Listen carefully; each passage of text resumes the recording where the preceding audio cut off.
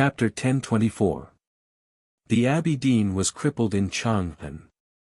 The drunkard and the butcher, who surrendered to Haotian, became Taoism's most powerful fighters in the human world. If they could not solve this problem, especially the drunkard who traveled in the human world, the Academy could only watch the divine halls destroy the new stream, hunt down the followers of the new stream, and force the sword Garrett to fall apart. Lu Yiqing had to enter Lincoln alone and become a dead man.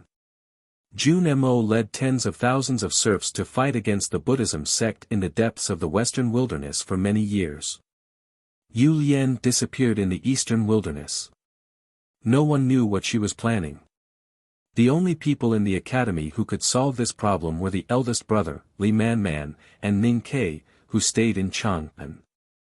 The eldest brother wanted to save Lu Yiqing and more people. To save people, he had to kill first. He could kill, but he couldn't. No matter how many powerhouses there were in the distanceless state, they could only be killed by a wooden stick. However, he could kill, so could the drunkard, and they were both in the distanceless state. If the academy did not want to see the generals, officials, and even the most common people of the Tang Empire die, then they had to keep silent and watch Taoism advance step by step. The academy had tried to communicate with the drunkard and the butcher to persuade them, but failed. The communication would continue, and so would the persuasion. But if it did not work, the academy would have other options, such as killing the drunkard and the butcher. However, it was too difficult to kill such people. If the Abbey Dean had not entered Chang'an, the academy would not have been able to hurt him. The drunkard and the butcher were the same. People who had reached such a state were almost demigods. They could sense the changes of fate, and it was difficult to kill them. What happened in Lincoln tonight had nothing to do with the academy. It was a trap set up by the divine halls of West Hill. What the academy did was to take advantage of the situation set up by the divine halls of West Hill in order to achieve the desired result. It was precisely because of this that the divine halls of West Hill failed to predict it and the drunkard failed to sense it. They used the destruction of the sword Garrett and the killing of Lu Yiqing to force the academy to act. The divine halls of West Hill gathered in Lincoln, and the drunkard hid in the depths of the night. Taoism painted a giant dragon, but the academy wanted to be the first to draw the eye. Unfortunately, it was still not enough. The finishing touch. Ning Ke stood on the city wall and looked to somewhere far away in the south. He was silent for a long time. In the end, he chose to give up. He loosened the bowstring and put the iron arrow back into the quiver. From tonight on, the drunkard would be extremely vigilant, and it would be hard for him to find another chance like this. Tonight was the best chance for the academy. However, he did not manage to kill or injure the drunkard, which made him feel extremely regretful. But his expression was still so calm without any change that the Tang soldiers on the city wall did not know what had happened and did not understand why he suddenly drew his bow. When he was in the city of Lincoln, he saw a glaring light. Of course, he did not see it with his naked eyes, but with the help of the God-stunning array. He sensed the light in his sense of perception. The light was pure and holy. Since Sang Sang had left the human world, she must be the young Taoism man named Hengmu Liren. Ning Ke was not afraid to kill Hengmu, even if it would bring forward the war between the divine halls and the Tang Empire. For some reason, he hated the young Taoism man whom he had never met. Or maybe it was because of the rumor in the cultivation world that the young man was a gift from Haotian to the human world. He did not shoot Hengmu to death because Long Qin hid Hengmu's position in his sense of perception. Of course, if he really wanted Hengmu to die, he could have loosened the bowstring when Hengmu was fighting against Lu Yiqing. But he did not do so, because the drunkard had not made his move yet. He had to save his first arrow for the most powerful enemy. And there was another important reason. Lu Yiqing's sedan was in the north, facing the imperial city. It blocked the way of his arrow. Maybe it was because Lu Yiqing did not want him to waste such a good chance on Hengmu, or because Lu Yiqing wanted to have a fair fight with Hengmu, or just because Lu Yiqing wanted to do so. Seek kindness and get it. No, you are seeking death. Ning Ke looked at the south under the night sky and said sarcastically, you are seeking death because you want to leave the South Jin Kingdom and the sword Garrett to the academy. Do you think I don't understand? After leaving the city of Wei for many years, he had seen many things in the world and lived in the Buddha's chessboard for many years. Logically speaking, even if his appearance did not change much, he should be more mature. But it was the opposite. The freckles on his face that represented innocence were long gone, and his cute dimples were so shallow that they could hardly be seen. There were some light scars on his face, which made him look much more mature. But his sarcasm and contempt towards Lu Yiqing made him look frivolous, as if he had returned to the carefree days in the city of Wei. After saying this, he suddenly fell into silence. The emotions on his face gradually faded and he became a little numb. He looked like a real old man who could not find much joy in life. Even if he understood, so what? He could only accept it. Because Lu Yiqing was dead, and more people had left or were about to die. He could not refuse and could only accept it silently.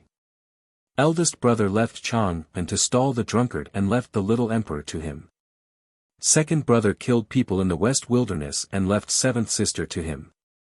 Third sister went to the east wilderness and left the brush and ink to him. Chao Xiaoshu went to the small town and left old Master Chao, his wife and daughter to him.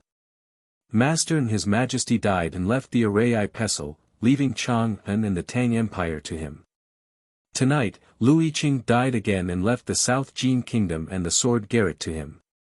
Standing on the city wall, he looked after the entire human world, so he could not leave. Before he started the journey with Sang Sang, he had been a prisoner in Chang'an for a period of time. But there was a difference. At that time, he could only look after Chang'an, but now he could look after the entire human world. Of course, his responsibility was heavier. The city wall was too high for a tree to be taller. In the cold autumn, there were no withered leaves or ripe fruits on the top of the city wall. There were patrolling Tang soldiers, but no one to accompany him. He was alone. Ning Ke stood by the city wall and looked at the human world under the night sky. He did not speak for a long time. If he knew that Lu Yiqing used to compare himself to a wandering ghost in Lingang, he would probably feel the same way. He looked after the human world, but who was looking after the old brush pen shop and the house by Yanming Lake? Who was looking after the willow trees by the lake, the lotus fields by the lake, the broken wall in the backyard, and the stray cats on the wall? Sang Sang was gone. Who was looking after him? Chapter 1025. The fire lit up behind Ning Ke, leaving a clear shadow on the city wall in front of him. A small table was placed on the city wall, and silver charcoal was burning in the stove on the table, but there was no smoke coming out. The soup in the copper pot was boiling, and beside it were some vegetables and meat slices. The warmth gradually rose.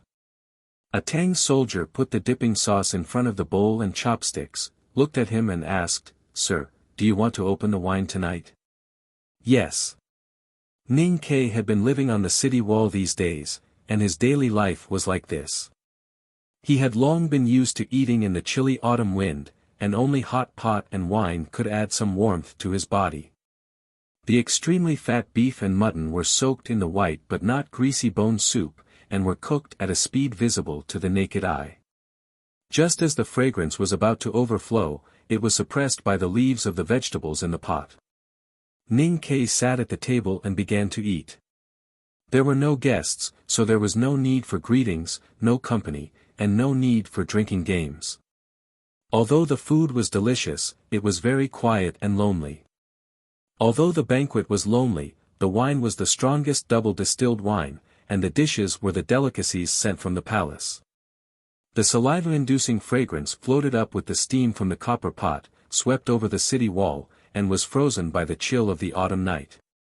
The fragrance floated down to the human world under the city wall, passed by the mottled traces of wind and rain, and the old and new moss-covered city wall, and passed by an eagle's nest, causing the eagle in the nest to open its eyes and look around blankly. Then it floated down to the Vermilion Bird Avenue and into the noses of the few pedestrians on the night street. That year when the Abbey Dean entered Chang'an, the southern part of the Vermilion Bird Avenue was basically destroyed in that tragic battle. After several years of continuous reconstruction, it finally returned to its former glory. However, it was, after all, a newly built building. After all, it lacked the smoke and fire accumulated over the years, and seemed a little cold. Dinner time had passed, and the markets on both sides of the Vermilion Bird Avenue were also very quiet. However, compared to the desolation on the main street, those houses were not deserted at all. The sound of chess pieces falling on wooden plates, porcelain bowls falling on the edge of the stove, and women scolding children could be heard everywhere. It was very lively. In Chang'an on an autumn night, the real lively place was not these houses. Several round tables were placed on the balcony of the building of pines and cranes. Some young master secretly took money from the accountant's office and invited his friends there. After all, he was young and inexperienced, so he naturally did not know how to drink. He was not the headmaster of academy, so he could not tell how much water was mixed in the wine. He got so drunk that he forgot how to explain to his family tomorrow. The liveliness in the House of Red Sleeves was different from that in the building of pines and cranes. Those officials and businessmen who did not know that their children had sneaked out of their mansions to play were sitting at the tables by the railings. The atmosphere was warm, but no one made a fuss. Among the beautiful music and spinning skirts, the liveliness was only the first half of the word. Compared to the common people, the atmosphere in the imperial court was naturally much more serious, especially the brightly lit small buildings in the meadow. It seemed that the lights would probably stay on until dawn. Dozens of Tang soldiers ran quickly between the small buildings, passing back information from all over the border and counties, urging for approval. The West Hill Divine Palace had already started the war. Although the flames of war had not been officially ignited and had not yet reached the border of the Tang Empire, the Tang military ministry had already entered a state of war. The atmosphere was tense and solemn. The hot tea on the table had been changed many times, but no one had eaten the pastries beside it. The most important decisions could not be made by the military ministry alone. They had to go through the imperial palace. The generals could not sleep, and naturally, many people in the imperial palace could not sleep either. From the Yulin royal guards to the bodyguards, from the eunuchs in charge of the imperial academy to the palace maids in charge of tea, everyone had to stay awake. Compared to the past, there were 2 more banners on the wall of the imperial study. The 2 banners were written by different people, and the level of their writing was very different. But they were equally important to the imperial palace now. They were the fish leaping and flowers blooming. His Majesty was no longer young, but he was still a teenager. The academy did not allow him to stay up for a long time, so he had already fallen asleep. It was Li Yu who was reading the memorials in the imperial study. Her face was still as beautiful as ever, but because she had lived in the palace for a long time and rarely saw the light of day, she appeared a little too pale and very thin. She read the memorials and the political documents of each county attentively. After a long time, she felt a little thirsty. She reached out for a cup of tea, but knocked over the bowl. Then she realized that it was not tea in the bowl, but the tremella soup that the palace maids had brought in earlier. The tremella soup was a little thick, so it fell on the memorials and was easy to clean. On the city wall, the soup in the copper pot also overflowed. As soon as it came into contact with the hot pot, it made a sizzling sound and quickly evaporated, leaving behind grayish-white stains. Some of it flowed down the legs of the table and landed on an iron arrow. Ning Ke did not care about it. He continued to eat the delicious mutton, the fat beef, and the mellow liquor. He ate very slowly. Since he was going to sit on the city wall, it was always good to find something to do. It was just a meal. No matter how slowly he ate, it would be finished sooner or later. When he put down the chopsticks, several Tang soldiers came to clean the table, leaving the pot of liquor and a dish to go with it.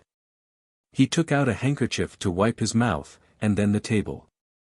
Finally, he picked up the iron arrow and wiped the soup off it. Then he put it on the bowstring to ensure that he could shoot at any time. He looked to the south again, in the direction of Lincoln. The drunkard did not become bright before, so he would not have the chance to see him tonight. But he had to keep watching. Until now, he did not know what had happened in Lincoln. But he knew that Lu Yiqing should be dead. Because the eldest brother could not do it, because Lu Yiqing wanted to die. Ning Ke poured the liquor on the ground as a memorial. Lu Yiqing was dead, but the drunkard was not. What a pity. But it did not matter. Even if he could not kill him tonight, he could kill him someday. The liquor wet the ground, and the green bricks of the city wall turned black. The moonlight was even whiter, like frost. Then he noticed that the moon was not very round, but very bright. The bright moon shone on the human world. To shine was to watch, and to take care of. Ning Ke filled his cup with liquor and looked at the bright moon in the night sky. He said, "Master, please keep watching us. We will continue to watch the human world for you." In the far south, the city of Lincoln was in chaos. Fires were everywhere. Only in front of a gate of the imperial city which had been turned into ruins, there was no sound. It was so quiet that it was frightening. The drunkard said, "The problem is, how long can Ning Ke watch?" The eldest brother was silent. No one could watch forever. The drunkard looked at him and asked emotionlessly, "And who else can let him see me except you?" Hearing this, the eldest brother's expression changed slightly. He begged, "Please don't." His green robe was not wet, and the pot of liquor was not opened. The drunkard disappeared in the wind. Chapter 10:26. The drunkard left, but the eldest brother didn't. He walked to the front of the carriage and laid Lu Yiqing's body flat on the ground. Then, he turned to look at the ruins of the imperial city in the darkness. He listened to the sound of the wind rustling the river. He was silent, as if he was waiting for something to happen. His expression was slightly sad and helpless. Long Qing knew what he was waiting for, so he was even more puzzled about why he didn't leave with him. He looked at his cotton-padded jacket and the dust on it, and his expression gradually turned solemn. Among the three who stayed, Hengmu was the youngest and the proudest. He suffered the biggest setback tonight, so he looked a little lonely and furious. It was not until this moment that he realized that the academy had been targeting the drunkard from the very beginning. He had never been in their eyes. He clenched his fists slowly and thought to the eldest brother, "Even if you have entered the legendary distanceless state, do you think you can defeat me easily? Do you know what state I am in now?" Long Qing sensed the change of Hengmu's mood and looked even more solemn. He looked at the eldest brother with vigilance and slowly walked to Hengmu's side, ready to attack at any time.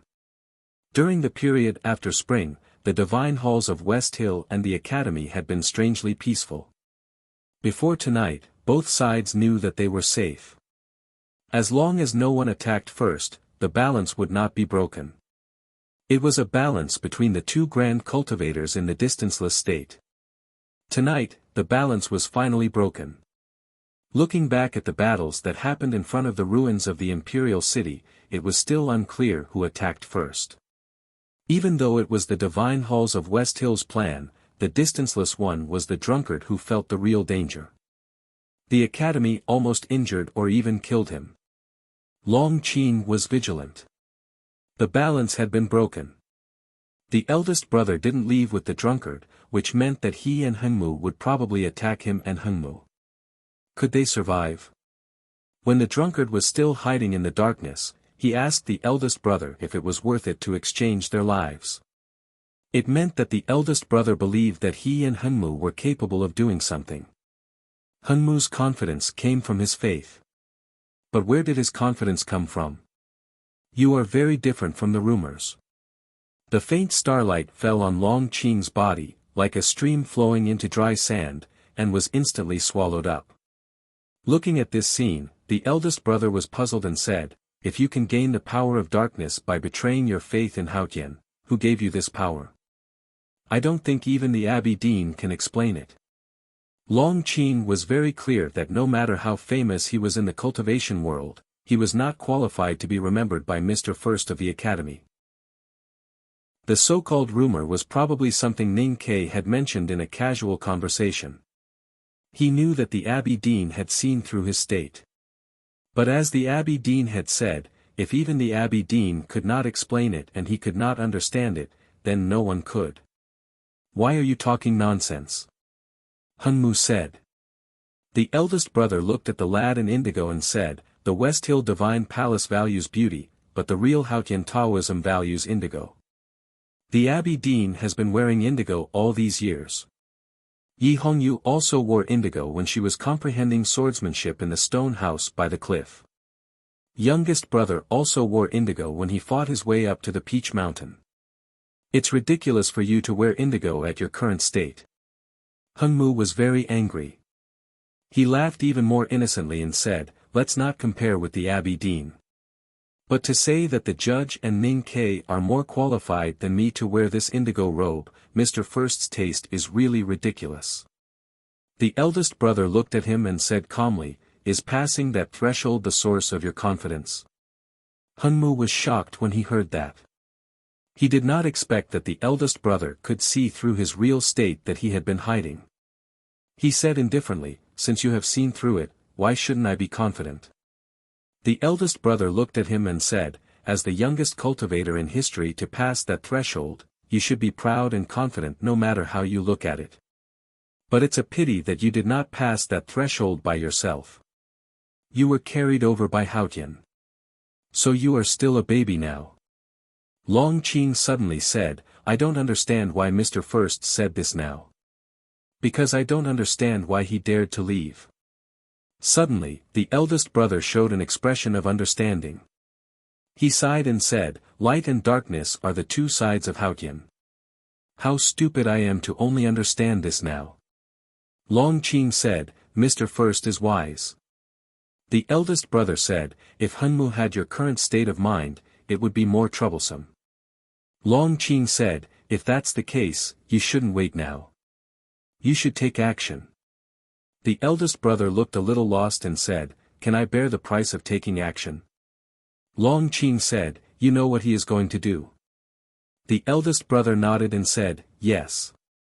Long Qing said, since you are hesitating whether to take action, you should at least follow him.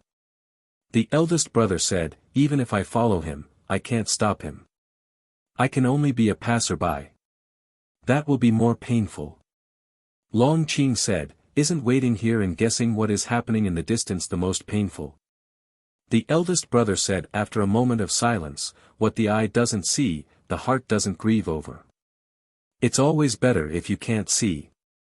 Youngest uncle said that a gentleman should stay away from the kitchen. That's probably the reason. Hypocrite. Hunmu scolded bluntly, the academy is a bunch of hypocrites. The eldest brother said, maybe. I am indeed a hypocrite. But I can't represent the academy. If it were Jun Mo or third sister here tonight, they wouldn't say as much as I do. Hunmu stopped talking, because he found that it was hard to treat a hypocrite as a hypocrite, and it was hard to have any malice towards him. It was quiet in front of the ruins of the imperial city. The night wind blew the river gently and the willow branches came to the scene. They floated over Lu Yiqing's blood-stained face and closed eyes, and then disappeared. Just like the passage of time, there was no trace. As Long Qing said, waiting was the most torturous thing. Fortunately, they didn't have to wait for too long. The drunkard came back. The flagon was swinging on his waist. Some blood stains could be seen on the hem of his robe. The eldest brother's face turned pale. He knew that the drunkard purposely let the blood stain his robe for him to see, but he still couldn't help blaming himself and suffering. The drunkard untied the flagon and said, it's only a moment, but I'm still drunk. He took a sip of wine and squinted his eyes. The eldest brother was silent for a long time, and then he asked, who died? The drunkard left to kill people. There were few people in the world that he couldn't kill. The one who died was also a good drinker. The drunkard recalled the scene when he killed people and said with emotion, "I went to Chuzhou before." The eldest brother said, "Chuzhou of the Tang Empire?" The drunkard said, "Yes. Chuzhou is surrounded by mountains, and there is a pavilion on the east mountain. The pavilion was built by a governor." The eldest brother said with a trembling voice, "The governor of Chuzhou was honest and loved the people." The drunkard said, "He was as honest as water, and loved the people as his own children." The eldest brother said, "He was a true sage." The drunkard said, "A sage loved wine." He was indeed a sage. The eldest brother said, "But you killed him." The drunkard said, "If the governor of Chuzhou was not a sage, I wouldn't have killed him." The eldest brother asked with a trembling voice, "Why?" The drunkard looked at him and said calmly, "Because the more virtuous the person died, the more pain you will feel." Chapter 10:27. The governor of Chuzhou was a wise man. But judging from his dark cheeks and rough hands, he was probably just an ordinary farmer. It was hard to distinguish a wise man from a foolish one by his appearance. He had just returned from the river bank and was ready to welcome the invasion of Chioxia. He was inevitably anxious. But what really worried him was the coming enemy. Chuzhou was beautiful, but it was at the border. His emotions were the same as those of a wise man. They did not show on his face at all. He calmly dealt with the government affairs and walked out of the government office accompanied by a boy. He held his staff and climbed East Mountain, hoping to find some peace. There was a newly built pavilion in East Mountain. It was built by him and cost a lot of money. It was a difficult time for the nation, which naturally brought him some criticism. But he did not seem to care. The earthen jar was gently broken, the fragrance of the wine gradually permeated the air. The prefect was drinking under the pavilion, looking at the bright moon in the night sky, looking at how beautiful the rivers and mountains were under the moonlight. He was very satisfied, his poetic mood gradually rose, and he wanted to write another essay. Right at this moment, a cool breeze came from the south countless miles away, crossing over the mountains and ridges, and the grass and pine trees. It circled around the pavilion 3 times before entering and lingering for a moment before leaving. The governor was dead. He had died quietly just like that. He did not have time to recite the poem or write the travel that would be fascinating for thousands of years. He did not leave any paper or ink or say anything to the people of Chuzhou. He died just like that. In front of the quiet imperial city ruins in Lingang, the eldest brother looked at the direction of Chuzhou and kept silent for a long time. He asked with a pale face, "What good will it do for you to make me and the Tang suffer?" "Because I am very afraid of death. The longer I live, the more afraid I am." The drunkard looked into his eyes and said, "When I felt the danger, I was really scared. I have never been so close to death for so many years. It was really terrifying. I have lived for so long that I am really unfamiliar with this feeling. Tonight, when I relived it, I found that the great fear was still there and it was getting stronger and stronger. It was so strong that I could not bear it. So I am very angry." His face was expressionless, like a hardened field that had been cultivated for countless years until it was seriously short of nutrients. His body was still filled with the aroma of wine. His anger was not shown in detail, but it was clearly shown in the human world. Because far away from Chuzhou, the governor who loved to drink was dead. I don't want to experience this feeling again. I don't want to be the target of the academy. So I have to make you suffer, the Tang suffer, and the academy suffer. I have to be so scared that I can't move." The drunkard was still staring at him. There was no emotion in his eyes, only indifference and power. "I can kill people, countless Tangs. As long as I have the thought, you can't stop me no matter how fast you are. It doesn't take much effort to kill ordinary people. Ning Ke can't see me, so he can't stop me. You can only watch me kill people and be tortured until you collapse. The eldest brother's body trembled slightly. He clenched his fists tightly, as if he was already in pain. The drunkard continued, more than 10, more than 100, tens of millions of people will die. So unless you are sure that you can kill me, the Academy should not try to kill me again. Even if you don't want to kill me. Don't want to kill me even if it's thinner than a willow branch or lighter than a catkin. The eldest brother lowered his head and did not speak for a long time. The willow tree on the moat was silent with him. The willow branches brushed the surface of the moat and drove the pieces of cloth far away. The willow catkin would arrive in spring next year. He could not wait until next year. The Academy and the Tang Empire could not wait until next year. So what should he do? Suddenly, he looked up at the bright moon in the night sky and said, I can also kill people, right? Then he looked at the drunkard and said solemnly and firmly, when I want to kill, no one can stop me, not even you. So please don't force me. The drunkard remained calm and said, please. The eldest brother raised his eyebrows. The drunkard said, please kill. The eldest brother frowned. The drunkard said, please kill. The eldest brother knitted his eyebrows, pondered and hesitated. Or he was about to leave and kill people in the next moment. In the Song dynasty, Qi dynasty, Liang dynasty, and Qin dynasty, countless Taoists are waiting for you to kill. Billions of followers are waiting for you to kill. On the grassland, countless barbarians are waiting for you to kill. You can kill whoever you want. The drunkard looked at his eyebrows that were smoothed by the night wind and said, if you can enter the Peach Mountain, you can kill more people you want to kill. But who are you going to kill? Who should be killed by you? To kill or not to kill was a problem, so was who to kill. In the mortal world, among the peach blossoms on the mountain, who was the most evil? Who should be killed?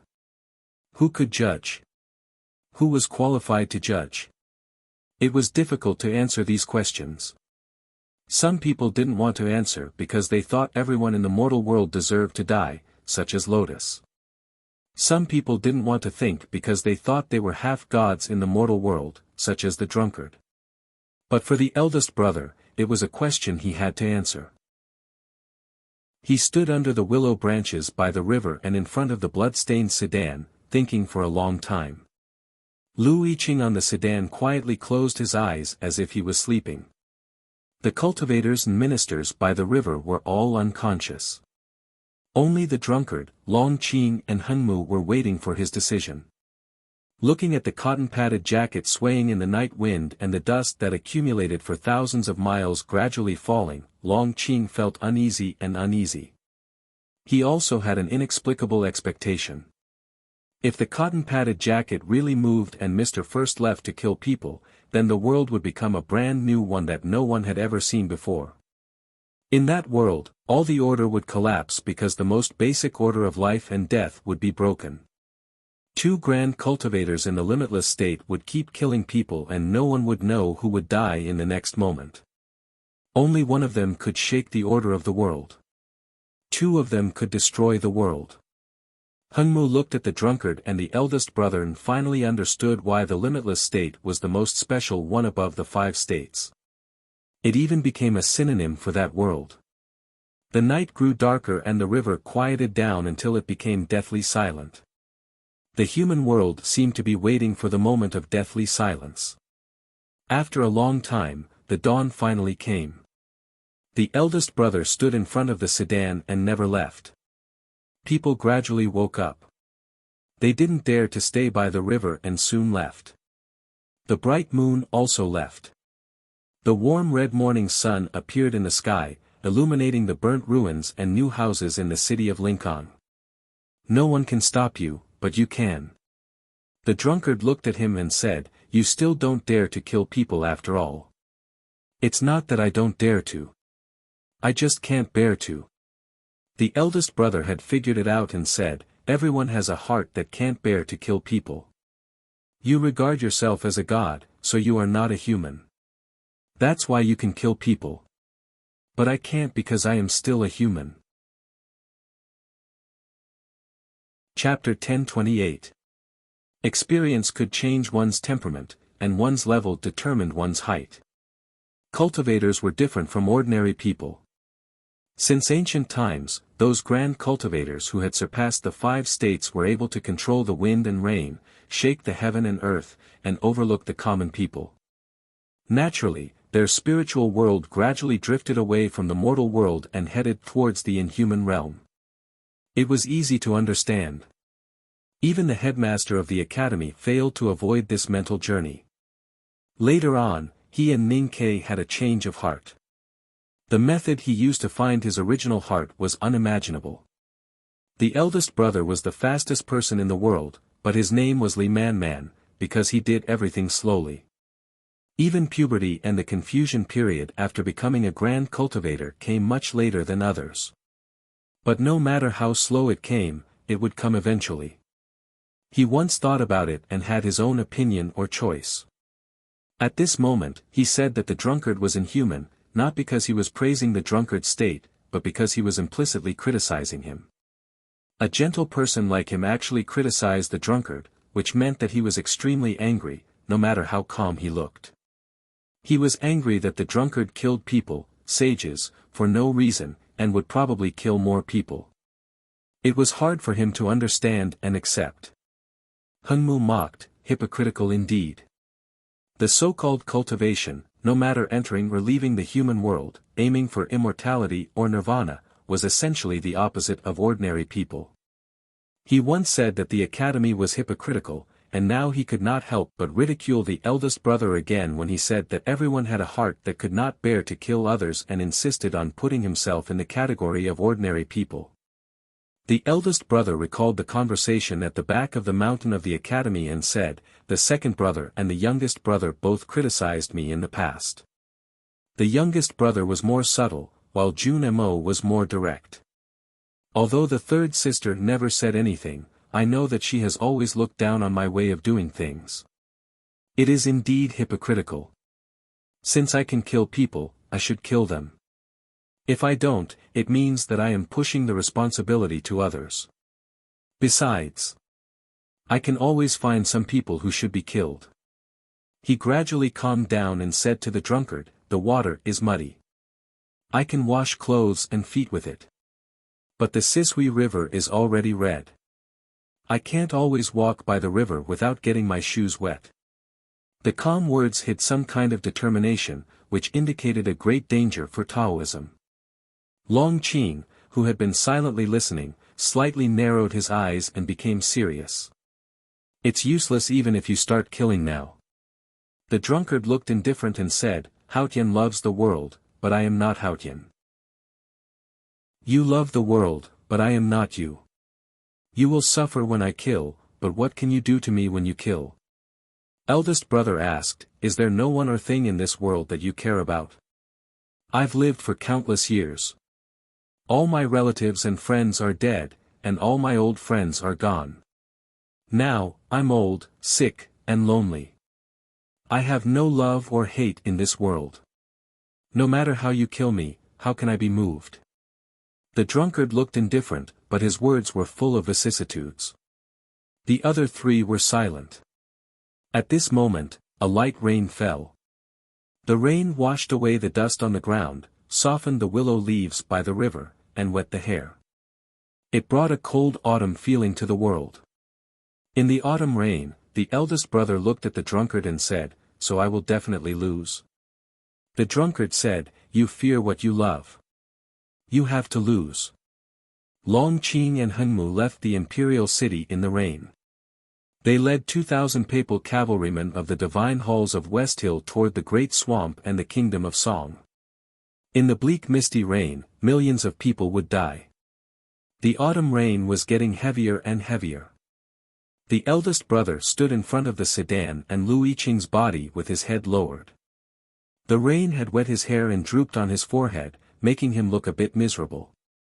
The world was flat, but the rain could not be completely uniform. Otherwise, there would not be disasters and floods in the human world.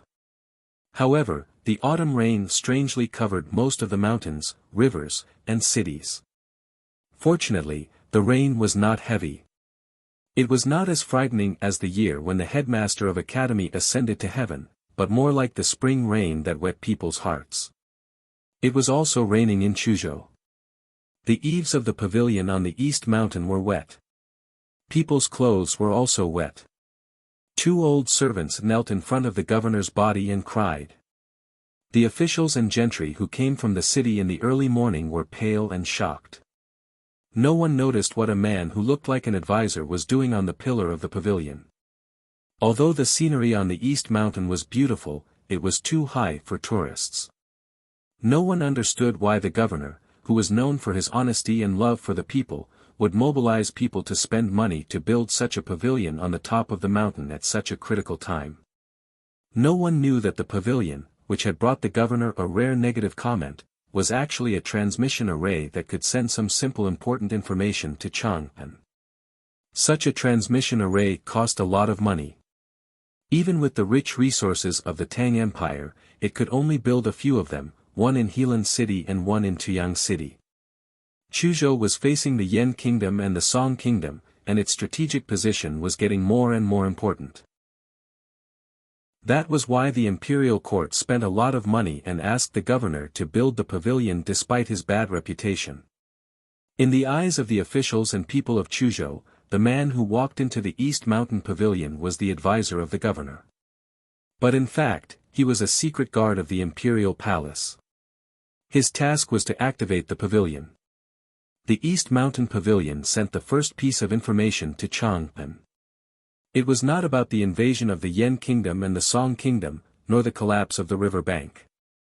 It was a letter of death. The person who built the pavilion was dead. It was also raining in Chang'an.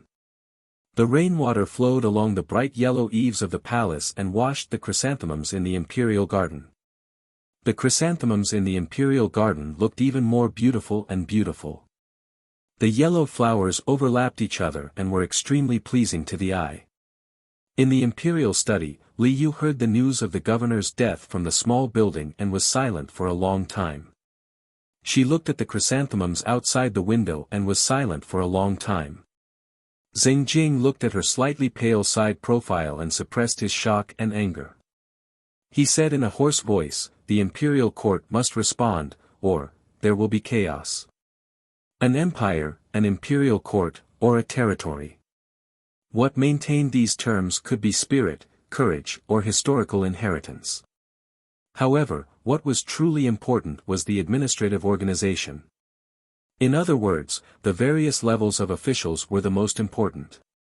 No matter how perfect the system was, it still needed people to carry out the specific management. When the officials could die at any time, when the officials found that they could die at any time, the management system of the empire would be on the verge of collapse and irreversibly. The governor of Chuzhou was dead. The imperial court must respond. They could find and kill the murderer, hide the truth, or stop the enemy. Since the truth could not be hidden, there were only 2 other choices. There were only 2 or 3 people in the world who could go deep into the country, ignore the imperial center administration and the academy, and silently kill the governor of Chuzhou. No matter who they were, the imperial court of the Tang Empire could not deal with them, even if the Tang Empire was the most powerful country in the world. Because those people were beyond the scope of the secular world. Li Yu was very clear about this. She looked at the chrysanthemums outside the window and said, "Let the academy handle it. Kill that person, or find a way to stop him. But, Ning Ke, you still have to kill that person. Otherwise, how can Mr. Ouyang rest in peace?" Ning Ke was eating noodles on the city wall when he got the news of the governor's death. In the past dozens of days, he had been living on the city wall because he had to look down on the human world and wait for the right time. He did not know the governor of Chuzhou, but he had heard of his virtuous name. He felt a little sad and then fell silent. Last night, when he aimed the iron bow at Lincoln and waited for the drunkard to show up, he knew that the drunkard would definitely fight back if his and his senior brother's plan did not work. But he did not expect it to come so soon. The drunkard and the butcher were special in the history of cultivation. They were accompanied by time and their state was unfathomable. They had already transcended the mortal world. If possible, the academy did not want to be enemies with them. But now that they had surrendered to Haotian, they became the enemies that the academy wanted to kill the most. The academy had been preparing to deal with the drunkard and the butcher since a long time ago, but they had never come up with a practical way. The arrangements made in advance were also filled with a sense of uneasiness. Therefore, while Ning Kai kept complaining that his headmaster was extremely irresponsible for not killing the drunkard and the butcher before he left the human world, he did not give up any chance to directly shoot the two powerhouses into idiots. It was a pity that he missed the chance. Therefore, he was very likely to become an idiot now. If he knew that it was because of Long Qing, he might have more feelings of karma. "I'm going down," Ning Kai said. Dozens of Tang soldiers had been taking care of his daily life on the city wall. Those who were busy in the temporary kitchen were the imperial chefs of the palace. People knew that he had not left the city wall for days. They were surprised to hear that he was going to leave. It was not a trip. He could leave as he wished. Ning Kai walked down the city wall and walked on the bluestone ground that was wet by the autumn rain. In autumn, the leaves on both sides of the Vermilion Bird Avenue were quickly dyed red and yellow. After the morning rain, countless leaves fell from the branches and piled up like colorful waves on the street, almost knee-deep. In a short time, the drunkard would not give him another chance. The powerhouses of the West Hill Divine Palace would also become very cautious. Moreover, they would not dare to enter Chang'an. Therefore, it was meaningless for him to stay on the city wall. Now the problem he had to solve was how to stop the drunkard from killing. If he allowed the drunkard to continue killing, the Tang Empire would be overturned before the armies of the West Hill Divine Palace and the Golden Tribe Royal Court came. The drunkard did not do this before because he was afraid of the academy and the headmaster of the academy. Also, although he yearned for the divine kingdom, he did not want to destroy the human world. Now that he was going crazy, how should the academy deal with it? If the headmaster of the academy and the youngest uncle were still alive, it would be easy. They could just kill the drunkard with a rod or a sword, and then kill the butcher. Unfortunately, they were gone. The eldest brother could not stop the drunkard because he was not that kind of person. The second brother could not either. The two of them would only fight the drunkard with their lives, just like what they did in the Xiankong temple. When it was not necessary, Ning Kai looked down on this method. Because he always thought that his life and the lives of his senior brothers and sisters in the academy were more important than the lives of others. No matter if one was the drunkard or the butcher, the chief monk or the abbey dean, they were not qualified to exchange their lives. Therefore, he disagreed with Chao Xiaoshu's arrangement and did not consider what his two senior brothers would do. If the third sister were in Chang'an, what would he do? If Lotus were still alive, what would he do? Ning Kai walked among the yellow and red leaves and breathed in the fresh air in the autumn rain. His mind became very clear and he knew what he should do. It's rare to see 3,000 words. That's an improvement. I hope I can keep it. Chapter 1029. When Ning Kai found Shangguan Yangyu, the new nobleman of the Tang Empire was drinking in the House of Red Sleeves.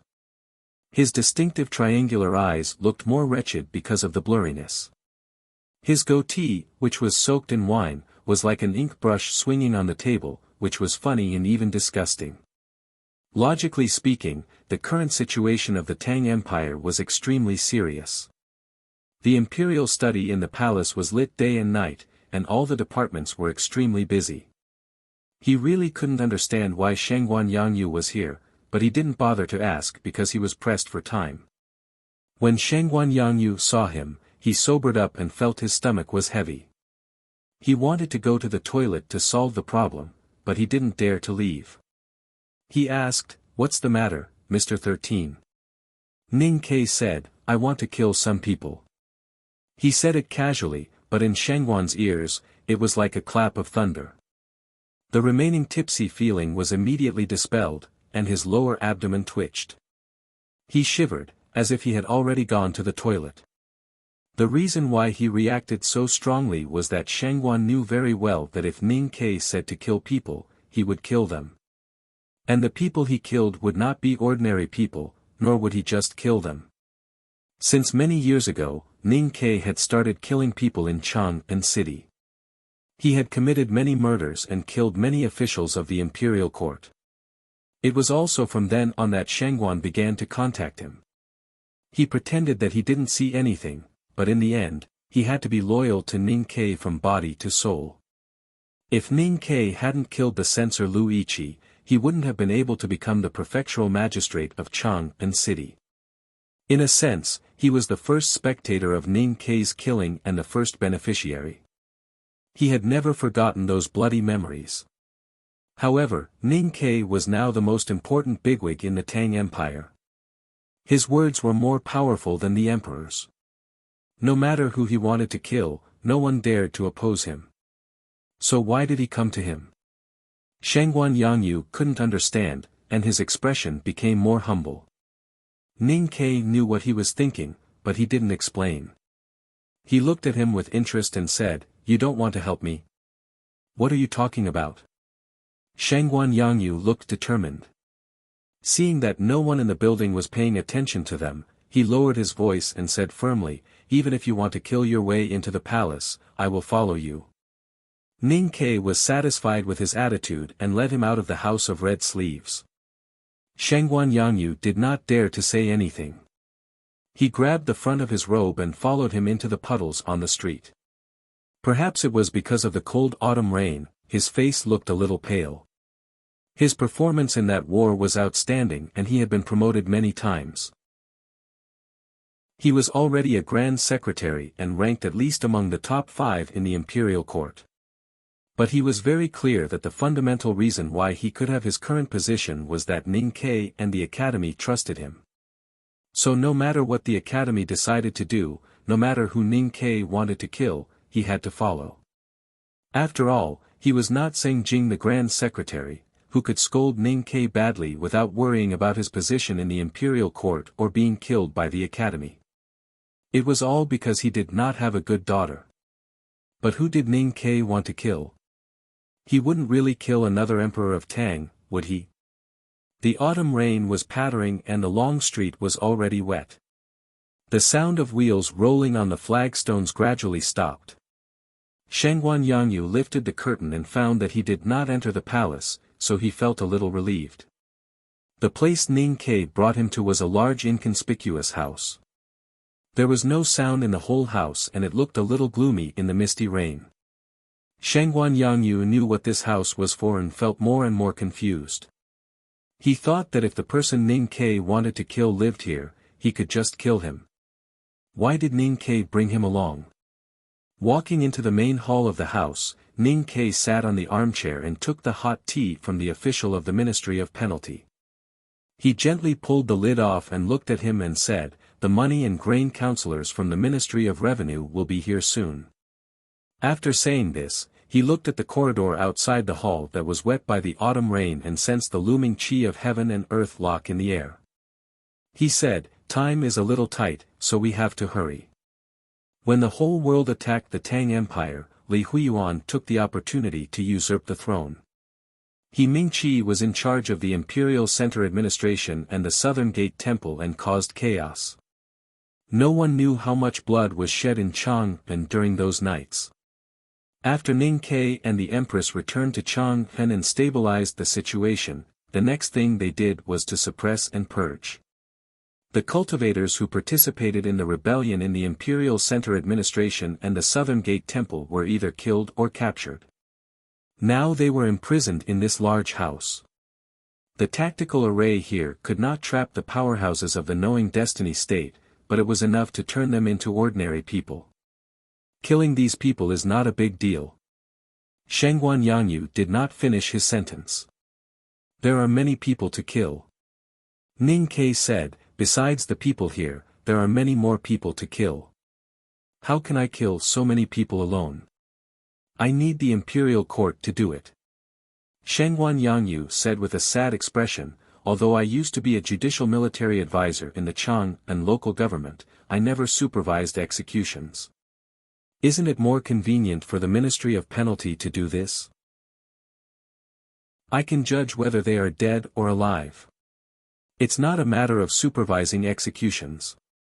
Ning Ke said, as I said, there are too many people to kill today.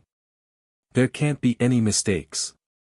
The Ministry of Revenue, which is in charge of you, is best at counting the number. Thinking of what Ning Ke said before, the grain advisors of the Ministry of Revenue were coming here, Shangguan Yangyu was extremely shocked. His body stiffened and he thought, do I need the Ministry of Revenue to count the heads? How many people are they going to kill? You should know about the governor of Chuzhou. Ning Ke stood up and walked to the railing. He looked at the curtain of rain and said, you are afraid, so you are fooling around in the house of red sleeves. The whole Tang Empire knew that Mr. Shangguan was greedy and immoral. The most admirable thing was that he did not abandon his wife or that he feared his wife like a tiger. It was strange that such a person was drinking in a brothel early in the morning. Listening to Ning Ke's words, Shangguan Yangyu was silent for a long time. Then he said tiredly, yes. I am indeed afraid. I don't want to die quietly. Ning Ke said, as long as you are in Chang'an, I can guarantee your life. Shangguan Yangyu looked at his back and said, what about outside the city? The academy can't guarantee the lives of the officials of the imperial court. How can they not be afraid? Ning Ke turned to him and said, what you said makes sense. So I want to kill people today. I want to kill a lot of people. Only in this way can we hope that they won't dare to kill our people. Shangguan Yangyu's triangular eyes suddenly brightened. He knew what the academy was going to do. But the next moment, his eyes dimmed again, because this might not solve the problem.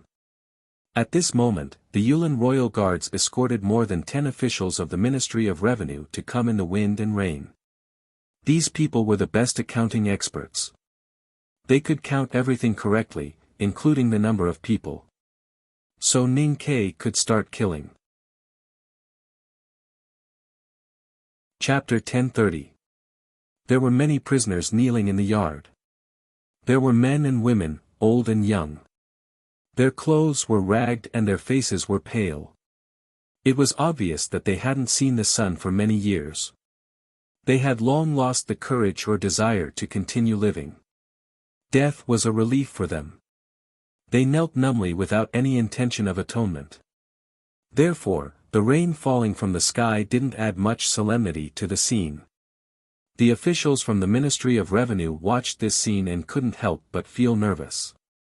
Their hands trembled slightly as they held their pens. The executioners waiting to the side appeared very calm. Their hands gripping the hilt of their knives were extremely steady. How do we kill them? Shangguan Yangyu stood behind Ning Ke and said in a low voice, all the cultivators who participated in the rebellion are here, except for those who died of illness or torture. Should we kill them all or select them? Ning Ke looked at the prisoners in the autumn rain and said, we may have to kill them a few times. Don't kill them all today. Shangguan Yangyu said, what's the standard? Their importance to the West Hill Divine Palace or the seriousness of the crimes they committed in the rebellion? These guys' hands are all stained with blood. Ning Ke said, since it's for the Divine Hall to see, we can kill them randomly. Shangguan Yangyu didn't understand and asked confusedly, randomly? Ning Ke waved his hand and said, it means randomly. The officials from the Ministry of Revenue looked at each other. Even the experienced killers who were holding their knives were a little stunned. Only Shangguan Yangyu didn't hesitate and waved his hand at the rain, indicating that he would kill half of them first. The blades cut through the rain and landed on the necks of the prisoners. They easily cut through their muddy skin and dry muscles, and cut through their bones, leaving behind a puddle of blood that was not bright red. With a snap, the heads fell on the ground like ripe fruits. They bounced twice in the puddles on the bluestone slabs and then quieted down. The gushing blood was quickly diluted by the rain. Seeing the death of their companions, the prisoners were finally awakened by the fear of death. Their numb nerves regained some vitality. Some of them tried to break free from the ropes and escape. Some of them cried in the rain in despair. Some of them looked at Ning Ke standing in the corridor with hatred in their eyes. The scene of killing was inevitably bloody. Ning Ke was not perverted enough to enjoy it, nor was he interested in making eye contact with those who were about to die. He turned around and walked back into the hall. Raising the teacup that was still warm and taking a sip, he once again raised his head to look out of the courtyard. He saw that more than a dozen corpses had fallen in the autumn rain, and the blood on the bluestone ground had become much thicker. The autumn rain was dreary and hazy. Killing in the courtyard was like weeding. Other than the sound of a blade cutting into flesh and breaking bones, there was only the sound of a corpse leaning forward and crashing into the ground, splashing the water in the puddles. Ning Ke looked at the clear tea in the bowl, thinking about something. Shengguan Yangyu looked at his profile, not knowing what he was thinking.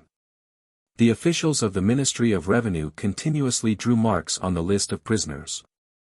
As the names decreased, their faces became paler and paler. It was unknown what they were thinking. The autumn rain continued, and the frequency of the sounds in the courtyard gradually slowed down. The breathing of the executioners became heavier and heavier. Chopping off so many heads was, after all, a very tiring thing. The coroner sent by the Ministry of Penalty and the relevant functionaries of the Ministry of Revenue poured into the courtyard to examine the corpses and prepare to deal with them. After drinking a bowl of liquor, the executioners rested for a while. It was not over yet. Ning Ke had said that they would kill a lot of people today. They would move these corpses away and empty the ground in front of the courtyard. When the executioners recovered their strength, they would continue to kill. More prisoners were sent over. In addition to those sent by the Ministry of Penalty, there were also dozens of people sent by the military ministry at Ning Ke's request. There was no way to kneel on the ground in front of the courtyard, so they had to be divided into several groups. Most of these are just family members. An official of the Ministry of Revenue turned over the prisoner list in his hand and looked at Shengguan Yangyu in shock. He said, "Are we going to kill all of them?" Shengguan Yangyu did not answer his question. He looked at Ning Ke and asked, "Are we going to randomly kill them?" The officials' faces were a little ugly. The hundreds of people who were sent to the court were all family members who were implicated. Even if they knew about the war and did not report it, or even acted as an accomplice, it was difficult to sentence them to death according to the law of the Tang Empire. It was the power of the Ministry of Penalty or the Supreme Judiciary to sentence them to death. Were they going to kill them just like that? These hundreds of family members had been imprisoned for several years, but they were still in good spirits. Because they were not cultivators, they were not under any inhibition, so they could still make a sound. At this time, listening to the officials' words, they knew what was going to happen today. They could not help but be terrified and cried out their grievances. Their crime was collusion with the enemy. According to the law of the Tang Empire, the biggest difference between collusion with the enemy and treason was that the traitor did not take the initiative to do it. Therefore, the most common colluders were often the family members of the traitor, which was understandable. After the outbreak of the war a few years ago, many Tangs returned from all over the world. 2/3 of the Taoists in the South School of Haotian Taoism had cut off their ties with the West Hill Divine Palace. However, there were still devout Haotian believers who swore loyalty to the West Hill Divine Palace and refused to return. Some even served in the papal cavalrymen of the West Hill Divine Palace. These people were all traitors, and their family members were colluders. No matter whether they had cut off their ties with their family members in the West Hill or not, they would always be colluders. Because the blood ties could not be cut off. This was the most cold-blooded and cruel law of the Tang Empire. In the past few years, the Tang Empire had been searching everywhere and guarding the borders. They had captured thousands of people who were suspected of colluding with the enemy and then imprisoned them in the prisons of Chang'an and various counties. Other than upholding the law, the most important reason was naturally to deter and restrain those traitors who were far away from home. Today, Ning Ke was going to kill these people. This was something that no one could understand. Not only these family members could not understand, but the officials in the imperial court also could not understand. The alley on the side of the courtyard was filled with the smell of blood. The heads that had been chopped off previously were temporarily piled on the handcart waiting to be disposed of. Suddenly, a head rolled down and rolled in the rain all the way to the courtyard. It rolled in front of the family members, causing a burst of exclamations and cries. Ning Ke raised his head and looked at the men, women, old and young kneeling in the autumn rain. It was as if he could see the grey wall opposite the old brush pen shop that had been wet by the spring rain many years ago, and he could see the dead darky. Looking at the head in the rain, he thought of the massacre that had happened in the general's mansion many years ago. He thought of the blood that overflowed through the crack of the door and the heads of acquaintances that looked like watermelons. That year, there was a spring rain in Chang'an. The imperial court and the divine hall were negotiating and preparing for peace. I led the Fish Dragon Gang and the Yulin Royal Guards into the Guild Hall of Qinghe County and killed everyone in Qinghe County in the rain. He said, "Now that I think about it, I kind of regret it." The officials looked slightly relieved and thought that the academy was kind. But then Ning Ke said, "At that time, we should have kept some and killed them slowly. Maybe we could have gotten more benefits." There was a dead silence in the courtyard. Only the sound of the rain and the children's uncontrollable cries could be heard. I know that you think you are innocent, and those people in Qinghe County probably feel the same. Even from the perspective of the Tang law or morality, some of you are really innocent. Ning Ke looked at the hundreds of people in the rain and said, "But I don't care." The officials in the courtyard and the Yulin Royal Guards were all Tangs.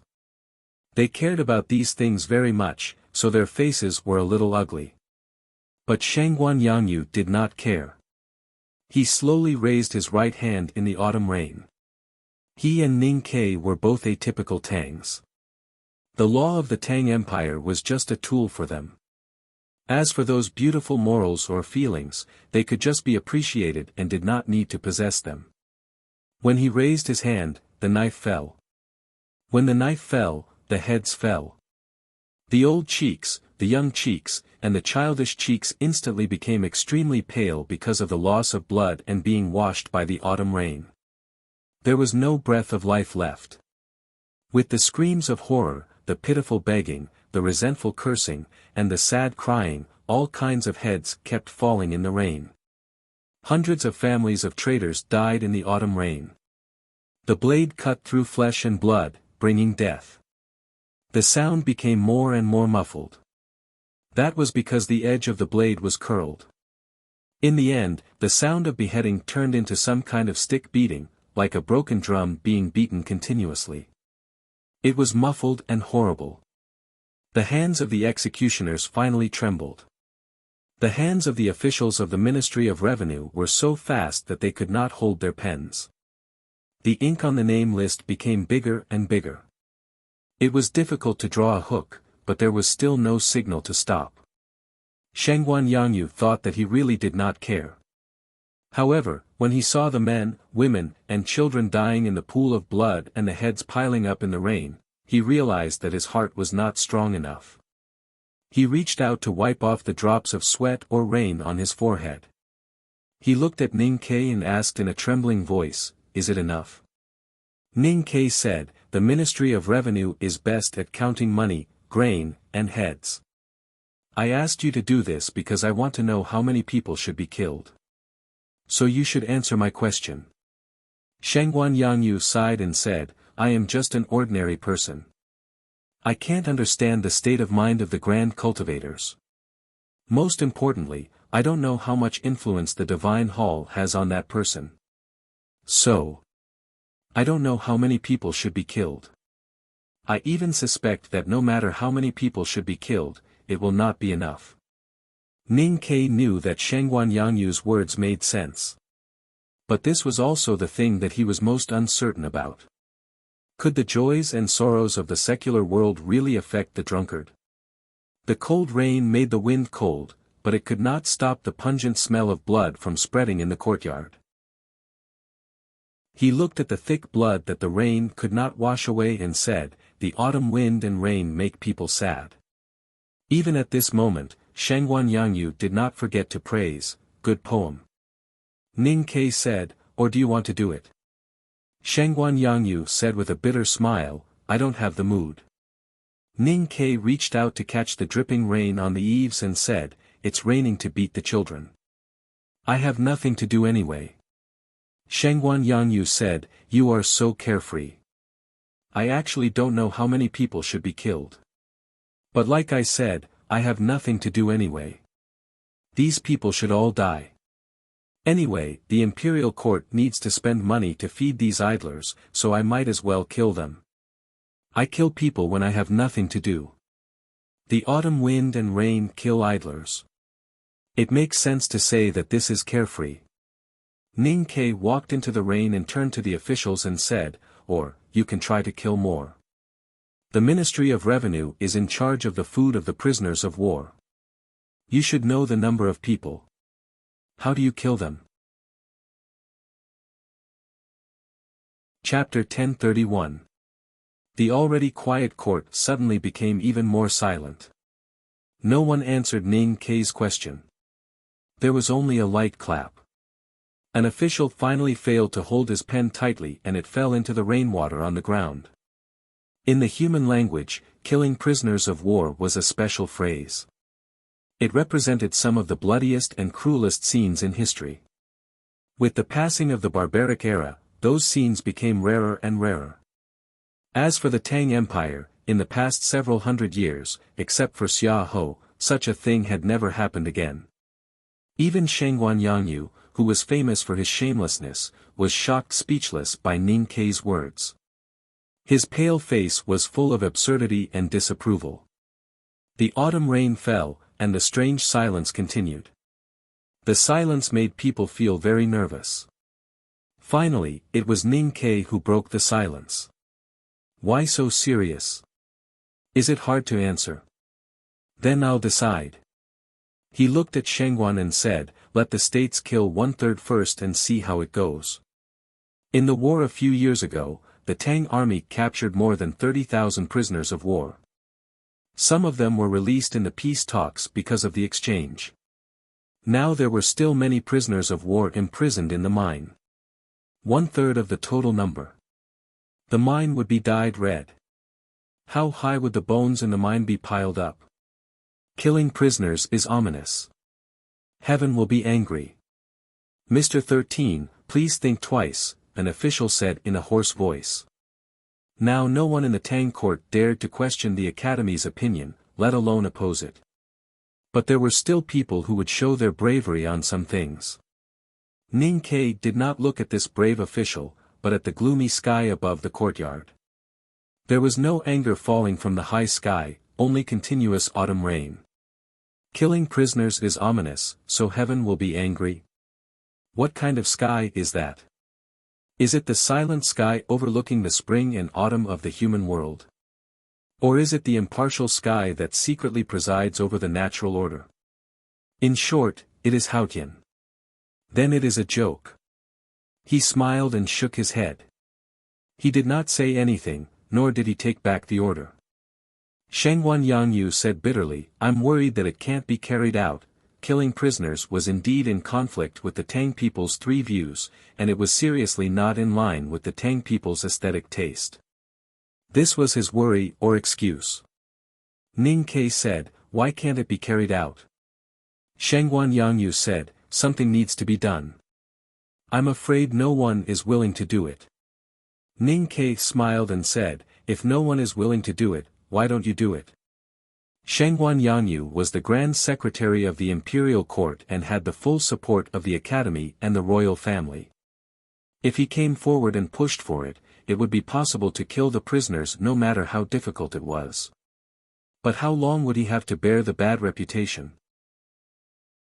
He sighed and said, "No wonder you insisted on bringing me with you today." Ning Ke said, "There are not many people who can do it well, and even fewer who have the courage to do it. You are the only one who dares to do it with a good heart and a bad reputation." Shangguan Yangyu said with a bitter smile, "I can't say I'm in a good mood. That's too abnormal." Ning Ke frowned and said, "Why do I feel that you are scolding me?" Shangguan Yangyu sighed, "Don't just dig the pit. You have to put something at the bottom of the pit, right?" Ning Ke said, "If the academy can continue to exist, your family will be safe for 10 generations." Shangguan Yangyu's eyes brightened.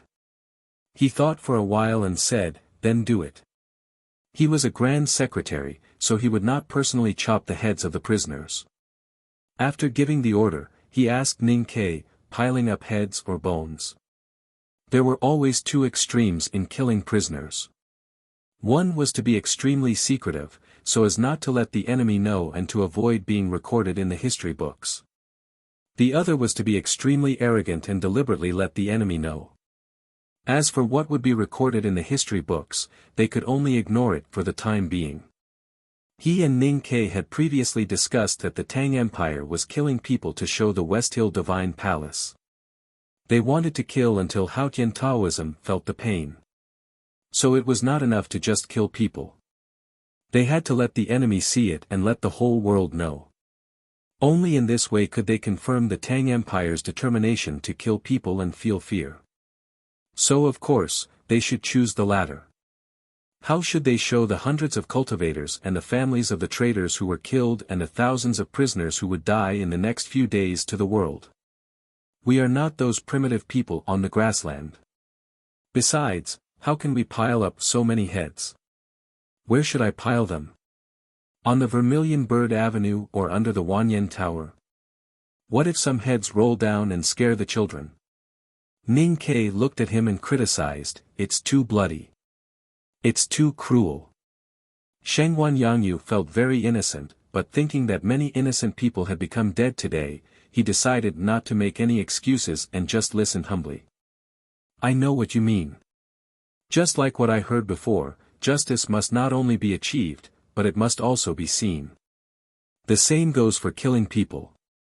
We should find a way to let people see it, let the Divine Hall see it, but there is no need to scare our own people. There are always other ways."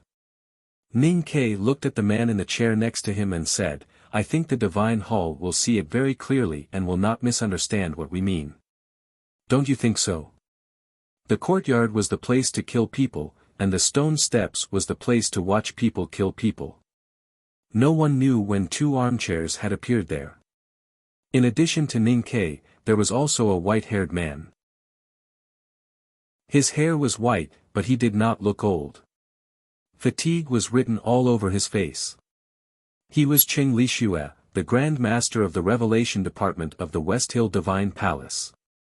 Hearing Ning Ke's question, Cheng Lishue said after a moment of silence, "The Divine Hall will see it very clearly. But I am curious, do you know what you are doing?" He was stationed in Chang and by the West Hill Divine Palace and was in charge of all affairs. It seemed that he was in a high position, but in fact, everyone knew that he had lost his power and was exiled to the most dangerous place, the Ghost Region. Ning Ke said, "You should know what I am doing, so there is no reason for me not to know. But I do need your opinion on whether it will work or not." Cheng Lishue said, "I am from the West Hill Divine Palace." Ning Ke looked at the autumn rain in the courtyard and said, "The great divine priest is dead. The great divine priest was robbed by the fishermen from the South Sea. You are also kicked out of Peach Mountain. So you are no longer a member of the West Hill Divine Palace." Cheng Lishue smiled and said, "What opinion do you want?" Ning Ke said, "I want to know who the drunkard listens to." Cheng Lishue said, "Of course it is Haotian." Ning Ke looked at him quietly and said, "Now that Haotian is not in the human world, who is responsible for passing Haotian's words to the drunkard? It used to be the Revelation Divine Palace. Who is it now?" Chapter 1032. "I'm not feeling well, and I still have things to deal with tomorrow, so there won't be any updates. Also, I wasn't able to post a review earlier, saying that I was muted. That's really puzzling. When I feel better, I'll ask about the situation. Chapter 1033. First, there were no updates today, so I'm feeling rather uncomfortable. Second, I've figured out that it was a mistake by the sub-version of Drunk Blue Silk. I'm speechless. I'll report this to everyone. Chapter 1034. Qing Lixue only said one thing: the Abbey Dean has always lived on the Peach Mountain. Ning Ke knew what he was trying to say. He looked at the rain and said, Zhao Nanhai wants to be the Revelation Temple. You are still alive. That means something. Qing Lixue was silent. Ning Ke turned around and continued, your words still count in the Divine Hall of Revelation. Otherwise, you would have been dead. Why would the people on the Peach Mountain send you to Chang'an for me to kill? I came to talk to you not because of old friendships, but because you are still alive. That proves your power. If you think you are too weak, I can even provide you with some power. You know, I have people in the divine halls of West Hill. Qing Lixue laughed. He knew who Ning Ke was talking about, but he thought it was ridiculous. But he was in a heavy mood and couldn't laugh. Ning Ke asked, why are you so quiet? Qing Lixue thought for a while and explained, silence represents will, a very precious will, such as piety, determination, and faith. Ning Ke shook his head and pointed to the gray sky above the rain. He said, if your faith in Haotian is pious enough, she should choose you as her successor. The three great divine gods of West Hill had different ways of succession. The great divine god of judgment relied on strength and killing, the great divine god of light appointed the successor, and the great divine god of revelation accepted Haotian's will and was directly decided by Haotian. When I first met you in the wilderness, General Shu Qing said that you had reached the peak of the see-through state and was only one step away from the knowing destiny state, just like Long Qing. After so many years, Long Qing has already reached the knowing destiny state, or even the peak of it. But what about you? You are still in the same place, looking at the same scenery. Even the rain this spring did not change you. Ning Ke said with pity, Haotian gave up on you a long time ago. Qing Lixue said calmly, the threshold of the knowing destiny state is very high. It's normal that I can't make it. Not many people in the cultivation world can reach the knowing destiny state, not to mention that I am still young. A cultivator in his 30s was indeed young to reach the peak of the see-through state, one step away from the knowing destiny state. But that was the past. Open your eyes and look at the human world now. Ning Ke looked into his eyes and said with slight mockery, there have been many changes over the years. It rained when the headmaster ascended to the sky, and it rained again when she returned to the divine kingdom in spring. In this era where there are so many people in the see-through state and so many people in the knowing destiny state, you, the priest of the Revelation Divine Palace, are still in this state. Don't you feel ashamed? Qing Lixue smiled. There was no hint of bitterness in his smile, because he had already tasted enough of bitterness back in spring. If it was before that spring rain, maybe you could really convince me. But that spring rain proved too many things. My faith in Haotian has to become devout and firm again, so I dare not be convinced by you. He left the armchair and walked to the front of the stairs. He turned around and said with a smile, as for who Haotian will choose to be the great divine priest of revelation, you are wrong. She chose Long Qing. As long as Long Qing completes the task of wiping out the new stream, he will be the next great divine priest of revelation. Of course Zhao Nanhai wants to be the great divine priest, but he can't. Long Qing. Ning Ke's voice sounded faintly discernible in the thunderous rain. Is she asking him to kill Yi Su to break the barrier in his heart? Will Yi Hongyu let him kill her? Qing Lixue said, what can the great divine priest of judgment do? Or are you waiting for her to do something? You said that you have someone on the Peach Mountain who can help me. You must be referring to her. But, do you think that you can change the divine halls of West Hill? Why would you have such a childish idea? Ning Ke said, no matter how childish it is still an idea. It is better than nothing. Besides, from the moment Haotian Taoism decided to destroy the new stream, she would definitely do something.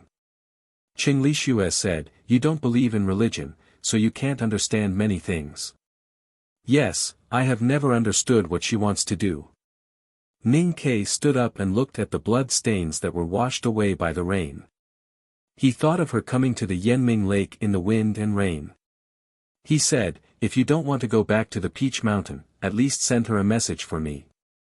Qing Lixue asked, what message? Tell her to run away. Ning Ke said, no matter if she wants to help Yi Su or do something else, don't try. Don't make any plans. Don't even think about it. Just run away as fast and as far as you can. Qing Lixue said after a moment of silence, maybe, you have underestimated the great divine priest of judgment. Ning Ke said, since the first day I met her, I have never underestimated her. I know that she must have her own ideas and plans. Her silence must mean that something is about to happen. I know that she will not overestimate herself, but I am worried that she will underestimate someone. Who? The Abbey Dean, even if he is a cripple now. Ning Ke said, with her current state, she has no chance of winning against the Abbey Dean. Her plans are nothing in the Abbey Dean's eyes. So she must run away. Qing Lixue did not agree with him. He said, do you think that the great divine priest of judgment will underestimate her opponent, especially one as powerful as the Abbey Dean? I know that she will not underestimate her opponent. But she has no experience fighting against the Abbey Dean. She does not know that the Abbey Dean is a real powerhouse that cannot be overestimated. Ning Ke said, I am most worried that she is scheming now. The Abbey Dean will not fall into her schemes.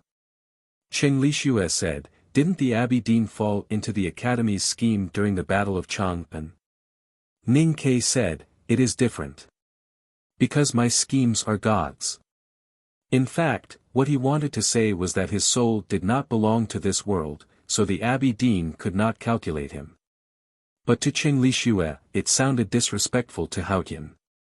He said after a moment of silence, the Academy is no match for Taoism. The Tang Empire will be destroyed. Even if the great divine priest of judgment leaves Peach Mountain and joins hands with you, what is the point of this struggle? You and the old members of the Revelation Divine Hall are not willing to join because you think it is a desperate struggle? Ning Ke said, what I don't understand is why everyone thinks that Taoism will win in the end. From the moment Lu Yiqing killed the emperor of the South Jin Kingdom, the world has changed. The outcome of the war has become something that can be decided by a few people. Qing Lixue said, judging the situation has become a simple arithmetic problem. It will be much more difficult for you to instigate me and the Revelation Divine Hall. Ning Ke was silent for a moment and then said, I really want to know how you calculate it. I went to pick up my wife at noon. She suddenly felt dizzy when she answered my call. She thought it was an earthquake. I told my colleagues and sisters, but no one believed me. After I went downstairs, I saw that the yard was full of people and realized that it was an earthquake. It was an earthquake in Songyuan, and it was quite far from where we are. Then I went home for lunch and bought her some tofu pudding. It was salty and I put it on the table. I didn't notice that the bag was not tied tightly, so it spilled all over the table. There was gravy and white tofu pudding everywhere. After walking the dog, I rubbed between my eyebrows and started to work. She has not been feeling well for the past 2 days. She has been sleeping since noon. Chapter 1035. There were very few people who had the ability to influence the course of the entire human world. That was why Qing Lixue said that the problem was simple. However, Ning Ke had a different idea and wanted to see the simple answer. Qing Lishua looked at him and said, Mr. First can only stay in the palace with the Tang Emperor until you come back from the Xiankong Temple. He can't leave Chang and until you come back from the Xiankong Temple. But he still has to follow the drunkard. Mr. Second held up the entire Buddhism sect with a sword, which shocked the cultivation world. But he can't leave the Xiankong Temple in a short time. After all, he is not the headmaster of the academy. He continued, Mr. Third's whereabouts are elusive and no one seems to know. But in fact, we all know that she has always been on the grasslands with Tang, leading the powerhouses of the desolate man's tribe to secretly kill the people of the Eastern Royal Court. Ning Ke said, the Eastern Wilderness is not far from Yan and Changpan. Qing Lishua said, but she won't go back to the south. As the current Grandmaster of the Devil's Doctrine, how can she waste her time on the people of the East Royal Court? She is aiming for the Helan Mountains. The Academy wants the Desolate Man tribe to enter the Western Wilderness and attack the Golden Palace with the Northern Battlefront Army. It can't be hidden from the Abbey Dean. Ning Ke said, it's hard to hide it. The key is whether it can succeed or not. You can't deny that the Academy has a high chance of success. Qing Lishua smiled and said, you used to serve in the army in the city of Wei. You should know how powerful the Golden Palace is. Why lie to yourself? Even if she is the 23-year cicada cultivation, she can't defeat the Golden Palace alone. How can she have time to worry about the Central Plains if she wants to complete the Academy's strategy? Ning Ke said, I don't want third sister to be too tired. Qing Lishua said, since the three of them are not here, who is left in the Academy? Chen Pipi's Ocean of Qi and Mountain of Snow has been destroyed. Tang Xiaotang has fled with him. Su Qi is struggling under the pressure of General Buell and several high priests. How can you and the few people in the back mountain fight against the endless powerful cultivators of Haotian Taoism? Ning Ke said after a moment of silence, none of these are problems.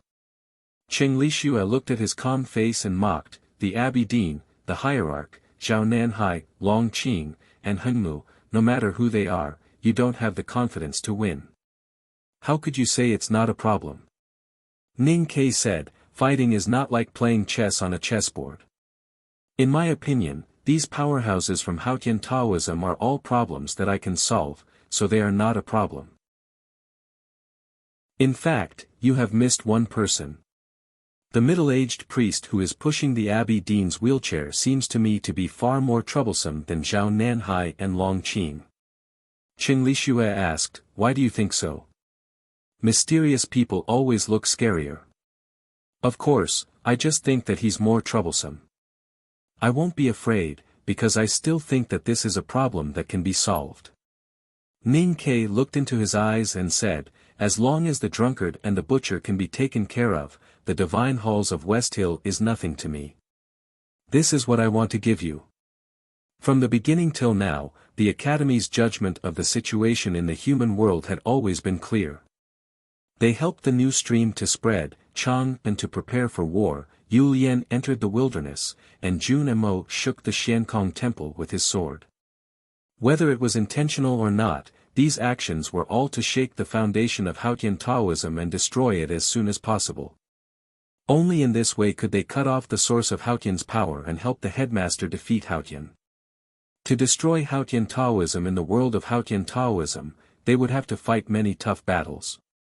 The Abbey Dean was now a useless man. Even though he was still wise, he was not as powerful as when he came to Chang and alone. No matter how many young powerhouses were born in the spring rain, they would not be able to defeat the three masters of the Academy. Unfortunately, before Haotian left the human world and returned to the divine kingdom, he found the two most powerful guardians for his followers, and trapped the two most terrifying watchdogs for Haotian Taoism. As I said, this is a simple arithmetic problem. Any child who has attended a private tutor for 2 days can calculate it clearly. Who doesn't know who the Academy wants to kill? Qing Lishua said, the problem is, these two people are unkillable. Ning Ke said, as long as they are human, they are impossible to be unkillable. Cheng Lishue said, in a sense, those two people are no longer human.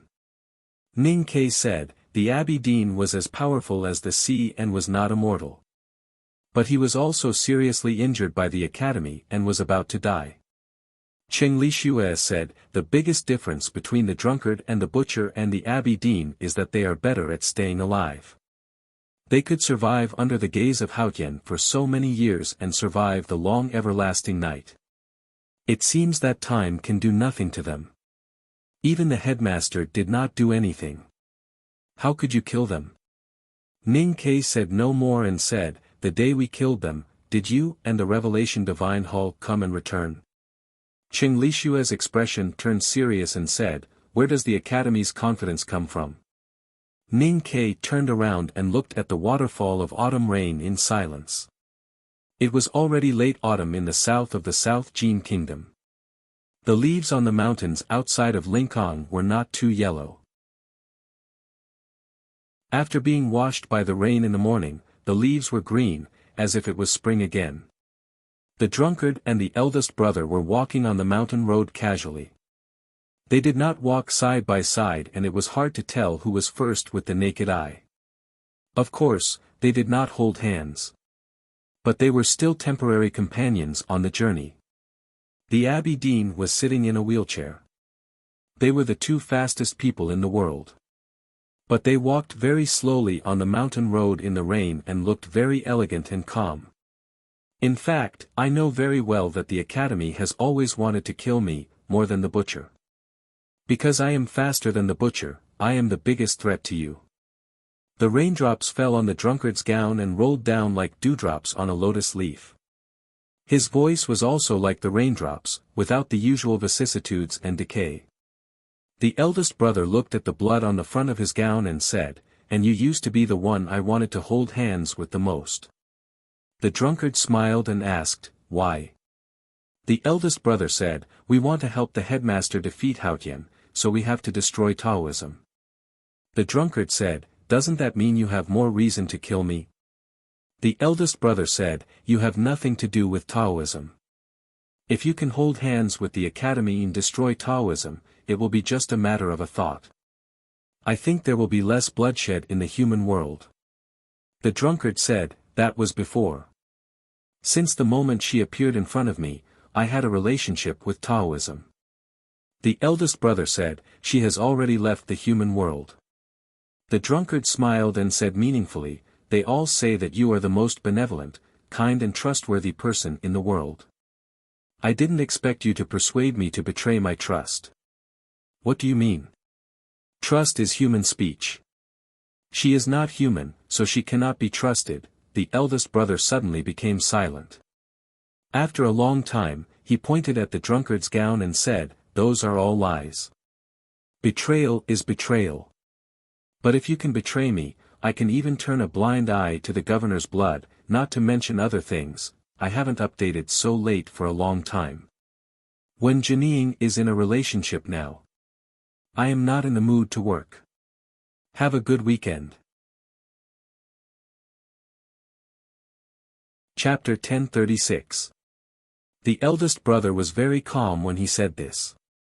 His eyebrows were still straight and his eyes were still straight. But one could feel that behind this calmness, there was a deep and cold pain. The drunkard was also calm when he heard this. But his calmness was serious, because the invitation from the Academy was related to betrayal. But he had to believe it since it came from the eldest brother. For thousands of years, he and the butcher did not have many grudges with the Academy, or with the headmaster of the Academy. Until the death of the governor last night, if they could let go of those grudges and join hands, they might be able to destroy the Peach Mountain, burn the divine halls, and destroy Taoism, and shake the foundation of the world of Haotian. It was quiet on the green mountain outside Lincoln. He looked at the world in the autumn rain and said nothing. The flagon tied to his waist swayed gently in the wind and rain, like a small boat in the surging waves. The rain gradually thinned, and the clouds above the mountains became thicker and thinner. The light gradually shifted. As time went by, he remained silent and did not reply to the invitation from the Academy. The mountain path was filled with tension and suffocation. The answer, to a certain extent, would determine the direction of the human world. It was reasonable to think about it for a long time. As the sun gradually set and the sky darkened, the twilight dyed the clouds red and then burned them to ashes.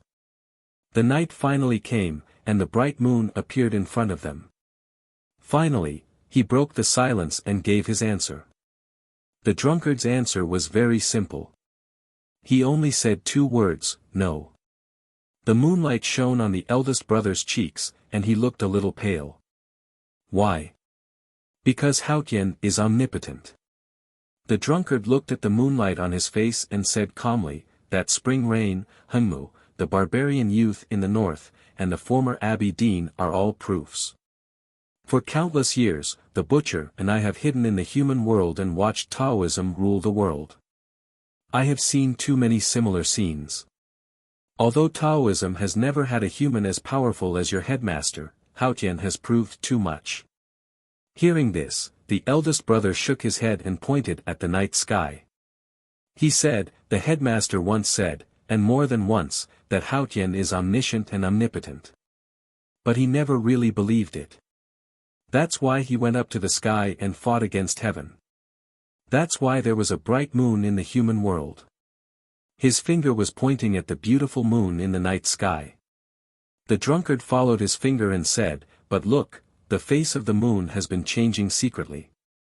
Ordinary people can't see its darkening, but how can you and I not? In the eternal night, the headmaster was the only moon. The dimming of the moon meant that the headmaster was gradually weakening. A powerhouse like the drunkard would not be wrong about the astronomical phenomenon. In fact, the academy was well aware that it was a fact. The disciples, including the eldest brother, had been in a state of anxiety. But since it still lit up, there's hope, eldest senior brother said. The drunkard shook his head and said, even if it can shine for tens of thousands of years, what's the point to me? What I want is eternity. Apart from Haotian, who can grant me eternity? If your teacher can't do it himself, how can he help me? Since the academy can't give me what I want, how can they convince me?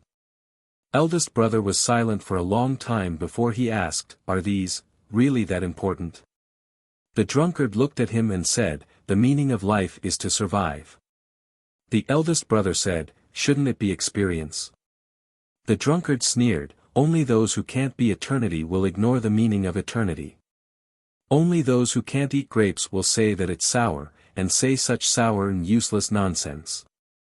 Eldest brother sighed and said, then in your opinion, the word love must be sour and useless. As I said before, I have no love for the human world. What is love? After all, you are still too young and not old enough. You don't understand that in the face of time, these words are really insignificant. Speaking of this, the drunkard's eyes revealed some sadness and nostalgia. He said, I am old enough, I have lived long enough, and I have seen enough things. Joys and sorrows, parting and reunions are constantly replayed in front of me. For me, there is nothing new in the world, so why can't I see through it?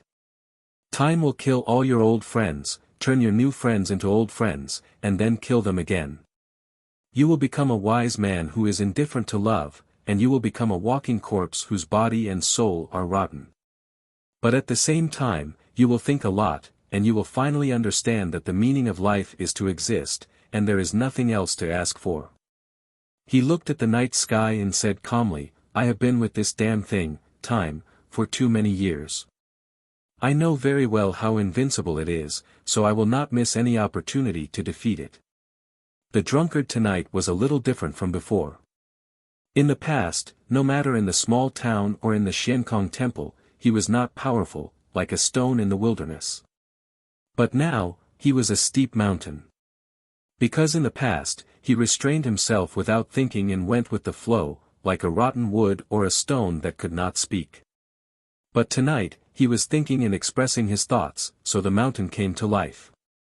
Hearing this, eldest brother was silent for a moment, and then asked, then, what about freedom? The drunkard said, what is freedom? It is mastery, understanding, and the boundary of knowledge and vision. Indeed, it is more wonderful than love and desire. But who can be free? The eldest brother shook his head and said, "There is no absolute freedom, but we will yearn for it, so we will pursue it." The headmaster used to fly in the dark sky. I think he must have been very happy even though he was lonely at that time. The drunkard squinted and said, "Even if touching the boundary will lead to death. Even if breaking the boundary will lead to death." Because of what happened to Sang Sang, youngest brother once taught me that we should not destroy all possibilities just because of a bad possibility, because life is the combination of countless possibilities. Eldest brother said. Then to live without possibility is to die. The drunkard said, "Maybe the outside world is never as good as you think." Youngest brother once said that the destined journey of mankind is the sea of stars.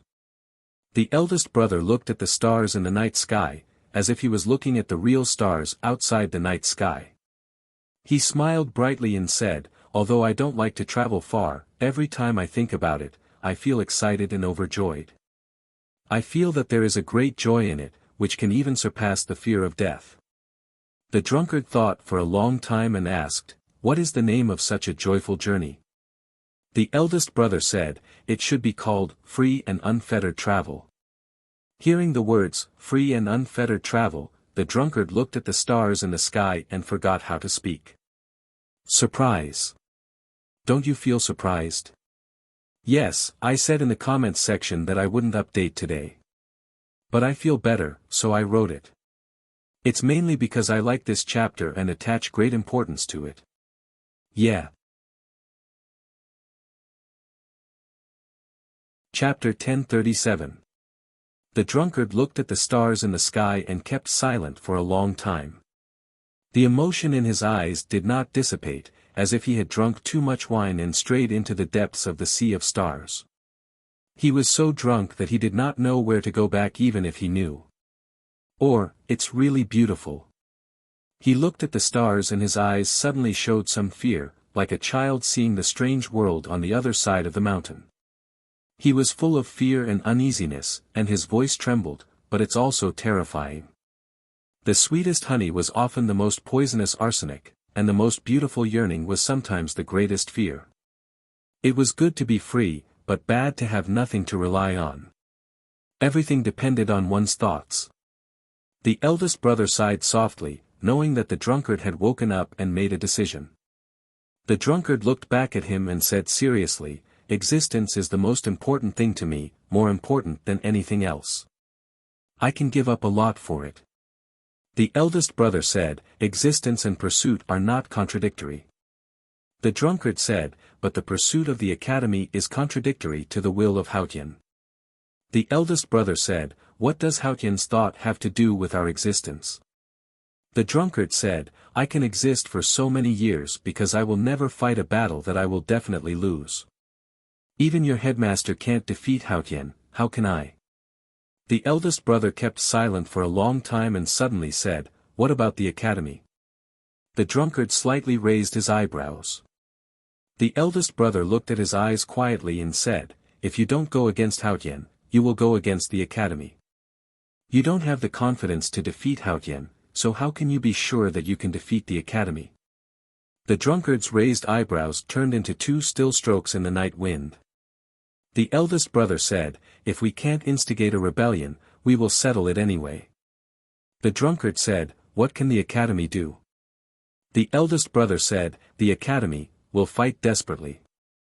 The academy once fought desperately in the Lank Temple in the autumn rain. Later, in Chang'an, in the verdant canyon, and in the wilderness, the academy once fought desperately against the enemies with their own lives. The disciples of the academy were proud and even narcissistic. They valued their own lives and the lives of their peers more than anything else. When they started to fight desperately, it meant that they were in a desperate situation, and they would certainly burst out with unimaginable brilliance. The sage of sword Lu Bai, the chief monk of scripture, and the abbey dean.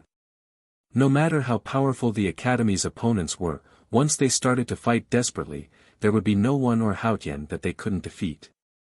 Would the drunkard and the butcher be exceptions?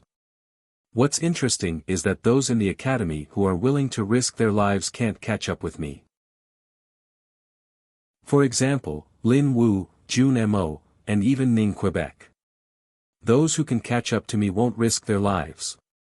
The drunkard looked at him and said calmly, if the academy wants to fight with me, you are the best and even the only choice. You and I are both distanceless. We walk the same path and see the same scenery. That's why we can meet. This is the premise of fighting with your life.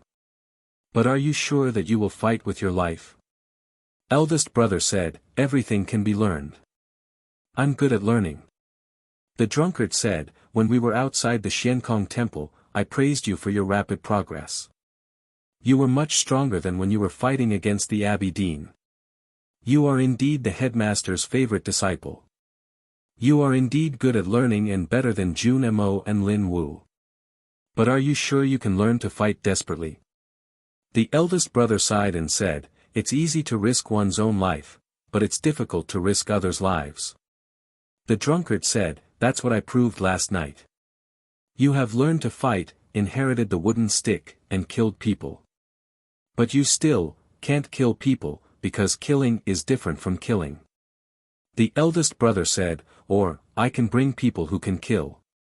You can bring the Bodhi tree back to the academy, but you can't bring people to attack from thousands of miles away. How far can you bring Jun Mo like that day in the Xiankong temple? The drunkard said, that's what I'm most afraid of. If you can really bring Lin Wu to attack from thousands of miles away to kill me, what else can I do other than hiding in the small town beside the butcher? The eldest brother said bitterly, if you go back to the small town, the youngest brother's arrow will arrive. The drunkard's expression changed slightly. He realized that the academy had planned this beforehand, but failed to implement it. That was why they had this conversation today. The autumn wind suddenly blew, and the water drops on the leaves fell down. His figure suddenly disappeared.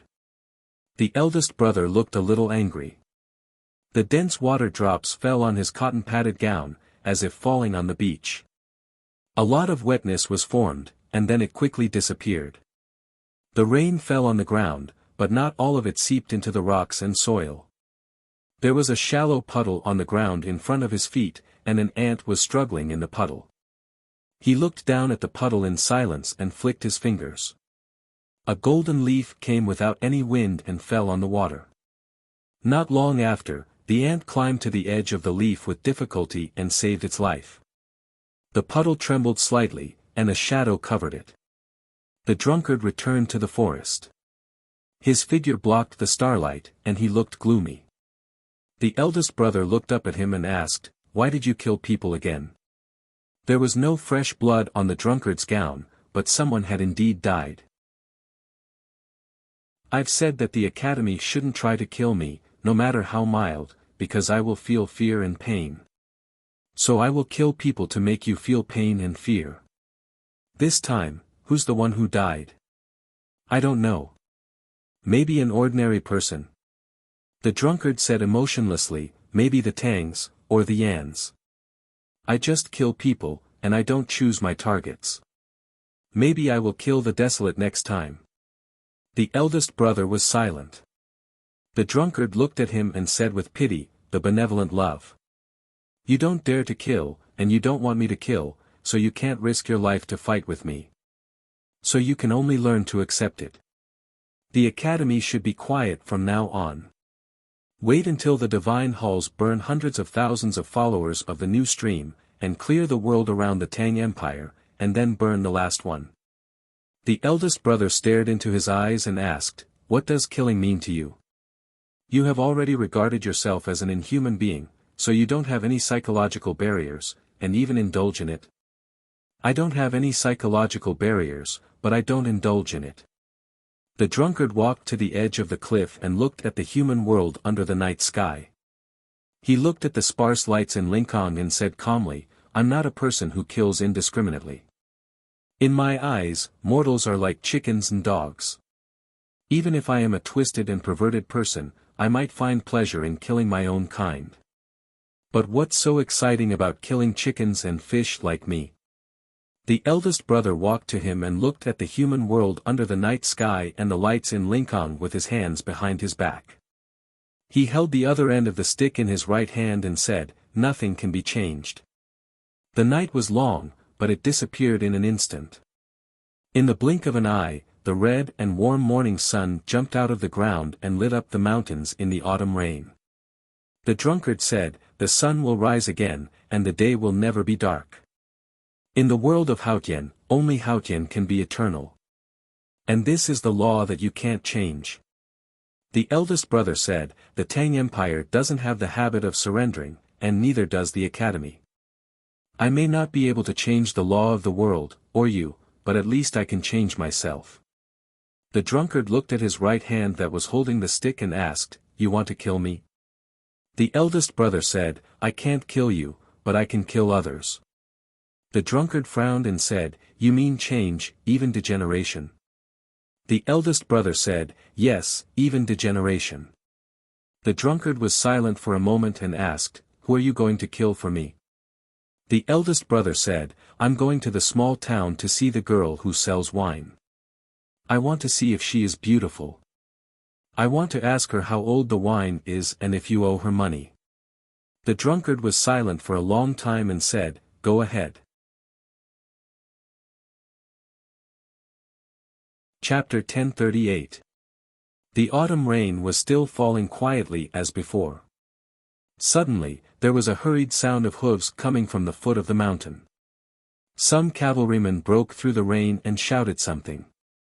The eldest brother, who was about to leave, glanced at the drunkard. The cavalryman was soaked. His handsome warhorse was covered with mud. The solemn and magnificent black and gold armor was no longer what it used to be. He looked extremely embarrassed. It was a cavalryman from the divine halls of West Hill. It seemed that there was something urgent. The drunkard raised his eyebrows slightly. It was a rare reaction for him because there were not many things in the world that could move him. It was very difficult to find him and Li Man in the autumn rain.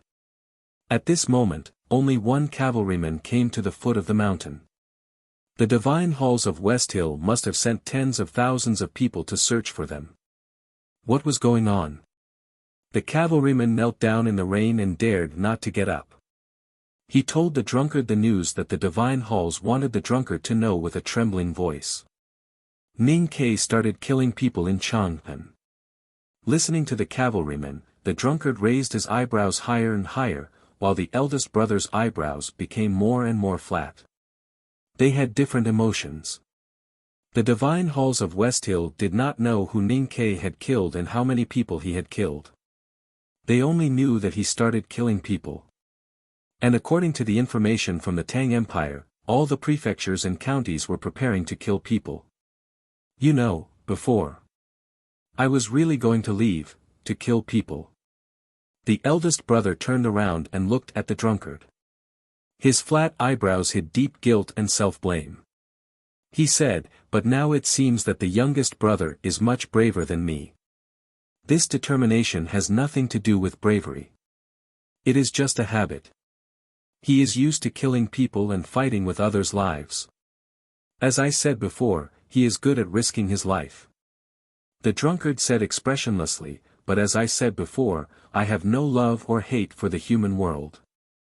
So Ning Ke's method is meaningless to me." The eldest brother pointed at the cavalryman kneeling down in the rain and said, "But it is useful to Taoism. Otherwise, they would not be looking for you so anxiously. Maybe you should listen to their opinion." Hearing this, the cavalryman lowered his head even more and his voice trembled even more. He looked so pitiful, like the weak yellow leaves in the rain that could be broken at any time. "Please, wait a little longer." The drunkard said sarcastically, "No matter how many people Ning Ke killed in Changpan yesterday, and no matter how many people he will kill in the future, do you think I care about the lives of those ordinary people? What's the point of waiting?" Eldest brother said, "Killing all the Tangs is not the ending you want. You are also waiting to be persuaded. What youngest brother did was just to give you a reason. The drunkard said, "That's too childish. Do you think we won't kill each other if you kill each other? Is he really not afraid of chaos in the world?" The eldest brother said, "The world that Haotian wants to rule is not a cold and uninhabited world. That way, she will also die, so she doesn't want to see the world destroyed." The drunkard's eyes turned sharp and he yelled, "Does he really dare to destroy the world? Not to mention Haotian, even the headmaster would kill him directly. How preposterous." The eldest brother said, "No one can change the youngest brother's decision. Neither Jun Mo nor I can persuade him. Haotian has no influence on him. As for the headmaster, the only person who can probably control him. He is not back yet. If he really wants to destroy the world, who can stop him?" At this moment, dense hoofbeats came from afar. The sound was even louder than the sound of falling rain. Hundreds of cavalrymen of the Divine Halls galloped from Lincoln to Autumn Mountain from other places. The eldest brother looked at the scene and the anxious cavalryman and said, "The Abbey Dean knows Ning Kei's decision very well. So, he will definitely try to persuade you." One day in late autumn, the governor of Chuzhou of the Tang Empire passed away. On the same day, 531 people were killed in Chang'an. In the following days, the Tang Empire's states and counties secretly executed a group of prisoners, numbering more than 2,000. These people were old and young, male and female. They were prisoners, but they were not condemned to death. They were executed for only one reason. The drunkard killed the governor, which made the Tang Empire furious and fearful. Ning Kei killed thousands of people to make Taoism furious and fearful. It was an equal revenge, another form of sacrifice. Just as Ning Kei had predicted, the West Hill Divine Palace fell into a frenzy of anger and cold fear after receiving the news. When the Divine Hall learned that the tens of thousands of captives left in the Tang Empire during the previous war were now facing the fate of being secretly executed, these two emotions reached their peak. Fortunately, it only took the Divine Halls of West Hill a day to find the drunkard on Autumn Mountain outside of Lincoln. With the help of Mr. First of the Academy, they persuaded the drunkard to wait for a while. Even if they only waited for a day, it was still a show of respect for Taoism. The cold rain never stopped. The Divine Halls mobilized thousands of South Jin civilians and spent only half a day to build a building on the mountain outside of Lincoln. There was wind outside the building. It was the autumn wind. The autumn wind traveled in the human world, sometimes to the west and sometimes to the east. No one knew which wind would overwhelm the other, and no one knew how the situation would develop. Standing in the building and watching the autumn wind, the drunkard was waiting for the news of how many people Ning Kei had killed and how Taoism would persuade him. But in fact, he was waiting for the wind in his heart. The eldest brother waited outside the building with a wooden stick in his hand. He looked at the red, yellow, and green leaves all over the mountain. If the drunkard was unwilling to wait, he would hit the autumn wind. Ning Kei closed the oil paper umbrella and brushed off the raindrops on his clothes. He looked to the south and said, "I heard that there is more rain in the autumn in the South Jin. If I were the person in charge of the Divine Halls, I would build a pavilion for the drunkard. It's boring to wait for such a bigwig and senior. I have to serve him well." Cheng Lishue took off his headscarf and let his snow-white hair spread out. He walked to the edge of the city wall and looked at the city of Chang and that had been washed clean by the autumn rain. After a moment of silence, he said, "As I said the other day, even if you can intimidate Taoism, you can't influence the drunkard. Whether Taoism can persuade him is also a problem. If you want the drunkard to stop, why can't you stop for a while? You should know that you've killed so many people. I only need to be sure that my means can intimidate Taoism. How Taoism can persuade the drunkard is their problem. I believe in the Abbey Dean's wisdom and ability." Ning Kei said, "I can spare the others for now. But I will kill the dozens of people from the military ministry slowly. Otherwise, the people in the Divine Halls will not go crazy." Qing Lishue's eyes were a bit gloomy. The Tang Empire has paid such a big price to capture 7 of the hierarch's relatives. Are you going to give them up? Ning Ke said, Xiong Chumo can't have sex. His nephew is precious. I will make good use of him. I won't send him to the underworld so early. Qing Lishue frowned and asked, then why did you kill the He family? Ning Ke said calmly, for the Tang Empire, some people must die, sooner or later. He Mingqi and his family are among them. If so, of course they must die. I'm really in a bad state. It's mainly because of my health. Sorry. Chapter 1039. A few years ago, the northeast border military of the Tang Empire was ambushed in Qingjing of the Yan Kingdom. Even though they managed to kill the Yan Emperor, only a few of them managed to return to Tiang City. Basically, they were annihilated. The city of Wei and the other 7 cities were conquered by the Golden Tribe royal court. Countless soldiers and civilians were turned into bones. Later, the god-stunning array was damaged and Chang'an was bathed in blood for several nights. All in all, the Tang Empire suffered unimaginable pain and paid a heavy price. Therefore, there were many people on the Tang's revenge list who had to die. Needless to say, those people would definitely die. The revenge started early, much earlier than anyone could imagine. The Tang started their revenge right after the last war. He Mingqi, who was at the top of the kill list, left Chang'an with several of his cronies. When he returned to Peach Mountain, he was sent to the south by the divine halls to escape from the assassinations of the Tang Empire. However, his family was not so lucky. The military ministry and secret guards paid a heavy price and paid an unimaginable amount of patience to bring his family back to Chang'an. The day before yesterday, Ning Ke killed people in the autumn rain. The dozens of people sent by the military ministry were all of the same status. Some were He Mingqi's family, some were Xiong Chumo's family, and some were loved by other bigwigs of the divine halls of West Hill. The divine halls of West Hill protected He Mingqi's family very well. If not for the fact that the military ministry acted fast and snatched them back before the divine halls brought them back to Peach Mountain, it would have been hard for me to kill them. Ning Ke looked at Qing Lishue and said, in order to bring He Mingqi's mother and brothers back, the military ministry lost more than 300 people. How could they still be alive? Who else should I kill if not them? Qing Lishue sighed and said, is it worth it to pay such a heavy price just to vent your anger? Ning Ke looked at the pool of blood under the city wall and the white-haired old woman lying in the pool of blood. He smiled with satisfaction and said, after killing He Mingqi's family, the dead Tangs must be very happy.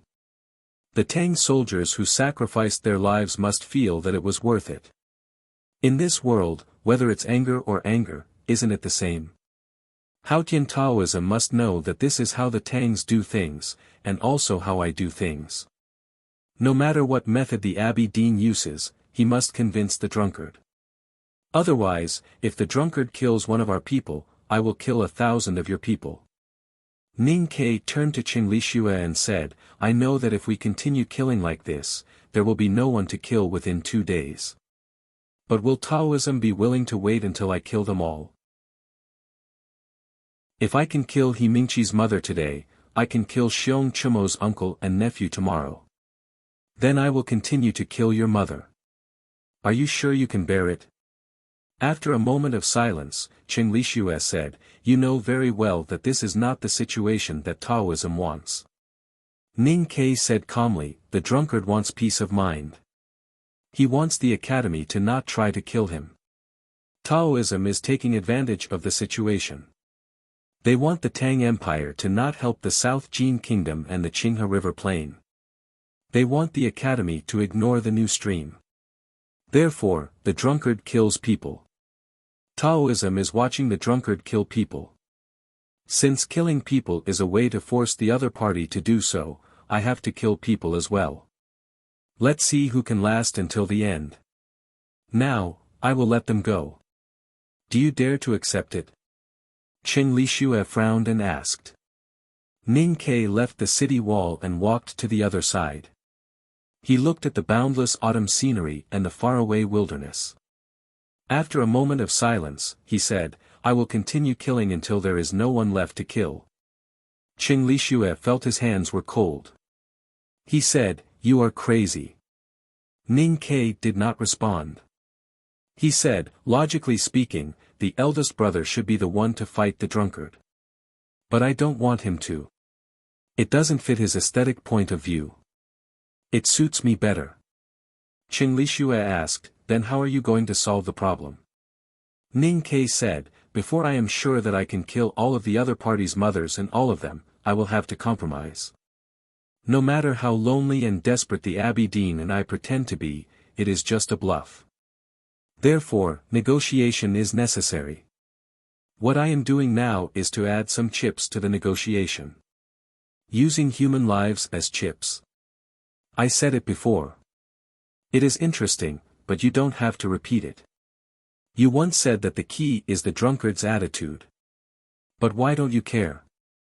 I flipped the table and the chips fell all over the floor. This is not the ending that Haotian wants to see. She wants to make sure that the chips on the table are neatly arranged, but I dared to flip the table.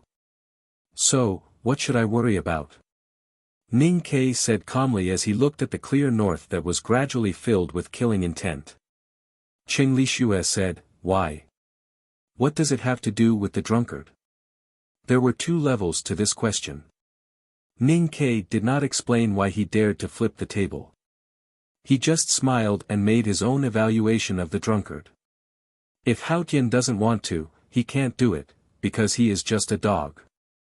He looked at Qing Lixue and said with a smile, I am a human being. Why should I care about what a dog thinks?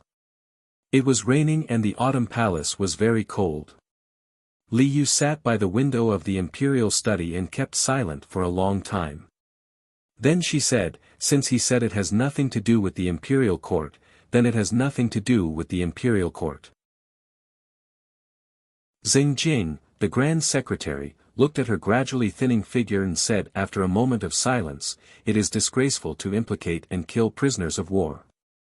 Only he can bear the infamy. The Tang Empire is victorious because of the Academy, and the Academy is victorious because of the unscrupulous Ning Quebec. Li Yu turned to Xing Jing and said, This is something that we should be glad about.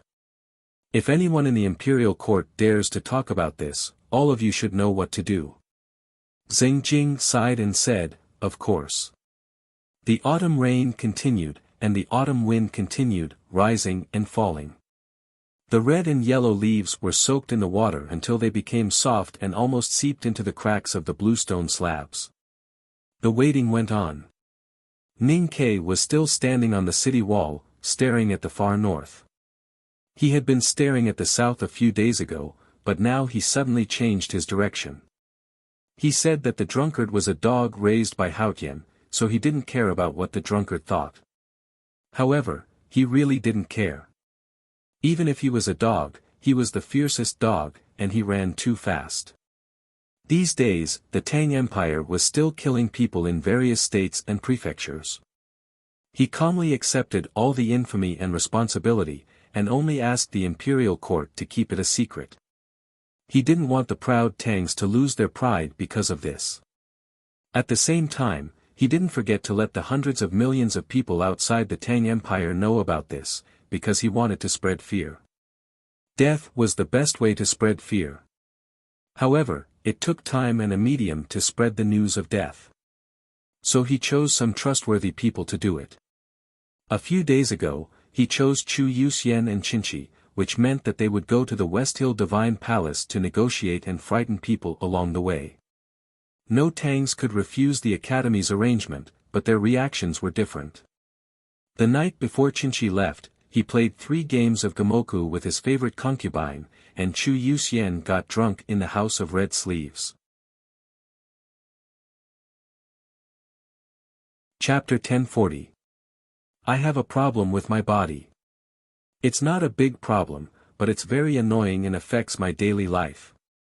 The doctors don't have any good solutions. These few days, they have been trying to solve it. It's not very successful, but there are signs of it getting better. I won't talk about the specifics, but there are many situations that I can only face alone, such as sickness. There shouldn't be any updates for the next few days. When I get through this evil 36 years old, I'll see if it will clear up, or if everything will go smoothly. I'll report to everyone. Thank you for your understanding. Chapter 1041. The carriage was shaking in the autumn wind, and there was a whistling sound coming from the window. Raindrops came from the wind, and the curtain was wet in a short time. The oil lamp in the carriage was flickering, and it seemed that it would go out at any time. Under the light, Chu Yuxian looked pale, not because of fear, but because his father, who was sitting opposite him, was even paler than him, and he was crying. Tears streamed down old Master Su's face as he gripped his son's hand tightly, refusing to let go. Perhaps it was because the carriage was shaking too violently, but his voice was trembling as well. All these years, we've spent tens of thousands of taels of silver on you. The family wanted to give you a good life, but who would have thought that we would send you down this road of death? If I had known this, I wouldn't have let you enter the academy. Hearing this, Chu Yuxian was silent for a long time. Suddenly, he lifted the curtain and pointed to the gray sky in the wind and rain, saying, "Father, a person's life is just like the sky. No one can predict what kind of weather we will encounter. But I know that we will encounter something sooner or later, so we have to do something big. The thing between the imperial court and the divine hall this time is the biggest thing in the past 1,000 years." He retracted his hand, pointed at his own nose and said, "And I, your son, am going to handle this matter. Don't talk about a few thousand taels of silver. Even if you take out 10 million taels of silver, you won't be able to buy this position. But what's the use of you going there?" Old Master Chu cried and said, "Whether the imperial court or the academy wants to negotiate with the divine hall, it's the bigwig's business. It doesn't matter if you go or not. It's their business. Why do you have to take the risk?" Chu Yuxian didn't explain it clearly, and said, "Don't think too much. Didn't you say that we will fix the genealogy in the spring? You have to do it well. If I really can't come back, my memorial tablet must be placed in a good place." Old Master Chu was furious and scolded, "Stop saying such unlucky words. You are the only child of the Chu family. How can you die?" Chu Yuxian didn't take it seriously, and said, "I'm just saying." Old Master Chu slapped him on the head. He knew that he couldn't change anything, so he forced a smile and scolded, "Even if you die, how can you expect to fight for a good position in the ancestral hall? Don't tell me you dare to put it on your grandfather's head." Chu Yuxian said angrily, "If I die, I will die for my country. Why can't I?" The curtain was lifted slightly, and the wind and rain seeped in. Chen Qi walked in with an expressionless face. Old Master Su knew that it was time to leave. He sighed and walked out of the carriage. Looking at his father's stooped back, Chu Yuxian was speechless. In the end, the father and the son laughed and scolded each other. It seemed that the atmosphere was much more relaxed, but he knew very well how his father felt at this time, just like everyone in Chang'an knew that they were going to die. Chen 7 ignored his emotions at this time. He looked at the file in his hand and said, "If you don't want to die, don't think about dying."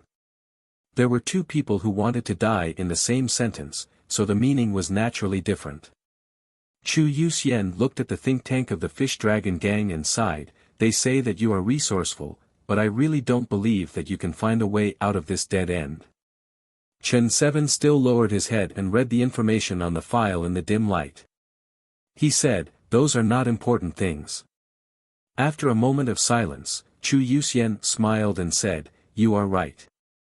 It is not important whether we can go back to Chang'an alive or not."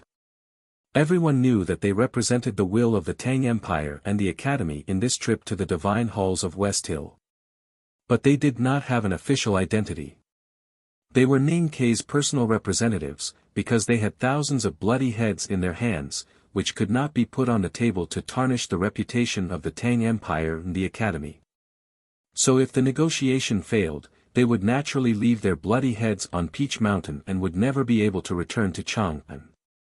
Just as Old Master Su was sad and puzzled, many people did not understand why the imperial court and the academy sent them to the divine halls of West Hill. Negotiation was only done on the edge of a knife, but on the battlefield, it seemed to be completely unnecessary. The wheels of the carriage squeaked on the bluestone pavement. The carriage slowly moved out of the city. Chen Seven and Chu Yuxian did not speak anymore. It was not important whether they could go back to Chang'an or not. That was not their task. In this trip to the West Hill, apart from promoting Ning Kei's cold-bloodedness and showing the thousands of heads, their real task was to send a message to someone on Peach Mountain. That message was very important. It could not be written on paper or spoken. The person who heard it was in the depths of Peach Mountain, and even Mr. First of the Academy could not see her.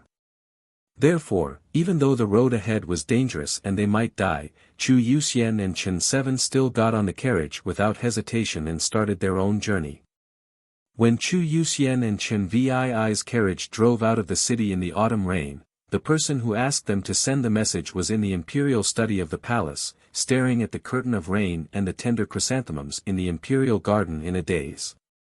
In the imperial garden, the young emperor, surrounded by eunuchs and palace maids, walked to the back hall. Looking at the figure by the window from afar, he stopped stiffly and bowed deeply, which was not in accordance with the etiquette, just like how he greeted his teacher who was drifting outside. Ning Kei nodded and watched the emperor's figure disappear in the palace. Then he reached out to close the window to keep out the cold wind and rain. Turning around, he looked at the thinner woman behind the desk and said, "When you are free, go out of the palace more often. You should know how beautiful Chang'an is in autumn when it is not raining." Li Yu's face was a little pale. It was not because she was ill, but because she had not seen the sun for a long time. After the rebellion, she had never left the palace. Listening to Ning Kei's words, she smiled and did not say anything. She did not explain why she could not leave the palace, because he knew everything. Those courtiers who were once loyal to you no longer dare to betray you. So you don't have to lock yourself in the palace to avoid arousing suspicion. Ning Kei looked at her unchanged expression and knew that it was difficult to persuade her. He frowned and said, "Even if you don't want to leave the palace, you should walk around in the imperial garden, boating on the lake, and picking willows by the lake. I am not saying that these artistic scenes are important, but you must keep healthy before His Majesty truly matures." Li Yu put away the scroll and said calmly, "I can live for another few decades. But why did you come down from the city wall today? Don't you need to keep an eye on those horrible bigwigs? Aren't you afraid that something will happen during this period of time?" Ning Kei had lived on the city wall for a long time. He used his iron bow and iron arrows to frighten the powerhouses in the wilderness, just like the drunkard used his speed and killing to frighten the emperor, ministers, and soldiers of the Tang Empire. "I have to take a break," he said, "and some things have to be confirmed before I can be at ease." The disputes in the world were not over. The war between the Tang Empire and the West Hill Divine Palace was about to start. The Academy was not outside the world, so it naturally had to care about these things. Ning Kei trusted Li Yu's ability to govern the country, so he had to get confirmation from her. "I have deduced it many times before. If the Academy can't kill the drunkard, the war will not even start, let alone win." Li Yu looked at him quietly and said, "Do you have a way or not?" Ning Kei said after a moment of silence, "I still need some time." Li Yu said, "That is the problem. The drunkard wandered the world and was not afraid of killing people. He was the biggest threat facing the Tang Empire. If they could not kill him, the war would just be empty talk. For the West Hill Divine Palace, this was not a problem. They could choose when to start the war, and the timing was very important to the victory of the war." Ning Kei said, "So we have to wait for a while." Li Yu said, so you let Chu Yuxian and Qinshi go to the West Hill Divine Palace. Ning Ke said, the joys and sorrows of the world cannot affect the drunkard, but it can affect Taoism. We can only hope that Taoism can affect the drunkard. Li Yu said, what if they can't? Fortunately, people like the drunkard and the butcher never do meaningless things, including meaningless killing. They are Haotian's dogs, so they must carry out Haotian's will. And the person who interprets Haotian's will is on Peach Mountain. You mean the Abbey Dean? Yes. Li Yu said, if Chu Yuxian and Qinshi go to the Qinghe River, will the clans talk to them? If they know that you have killed so many people? Ning Ke said, the more people I kill, the more the clans in the Qinghe River will want to talk to me. Even if they don't talk, they will at least invite them to dinner. Li Yu was a little worried. She looked at him and said softly, but the more people you kill, the more famous you will be. Even the Tangs can't accept such a killing. Ning Ke thought of the scene he had seen from the window and the fear and unhappiness on the face of the young emperor in bright yellow. He couldn't help but laugh at himself and said, I'm not like eldest brother after all. Li Yu said, you can be like that. Ning Ke said firmly, I don't want to be like eldest brother. Because he is just a good person, but not a person who can talk to the whole world. Talk to the whole world? Yes. What do you mean? When I speak, the whole world must hear my voice. Has there been such a person before? Of course the headmaster can do it, and so can eldest brother. But they didn't. Because as I said before, they are good people. Who has done it? If youngest uncle didn't exist, Lotus could definitely do it. Even if he has to destroy the world. That is his purpose, not mine. Ning Ke paused and said, I just want to talk to the world. It was just a talk. His attitude was very gentle, even a little reserved and humble. But somehow, Li Yu felt that the air in the imperial study had become cold, even colder than the autumn rain outside the door. She walked to Ning Ke's side and opened the window, letting the wind and rain in, as if she felt that she could get more warmth this way. The autumn rain kept falling in the imperial garden. The golden chrysanthemums were still dazzling, as if they were burning. But in an inconspicuous corner, there were many broken branches and fallen leaves. The wet soil half covered the fruits that were about to rot, like skulls. The entire Tang Empire was shrouded in the cold autumn rain. The withered trees by the road were as wet as the pedestrians under the trees. Just like the execution grounds in each prefecture, there was sticky blood everywhere, and all kinds of skulls were soaked in the blood. This autumn, Ning Ke wanted to talk to the world.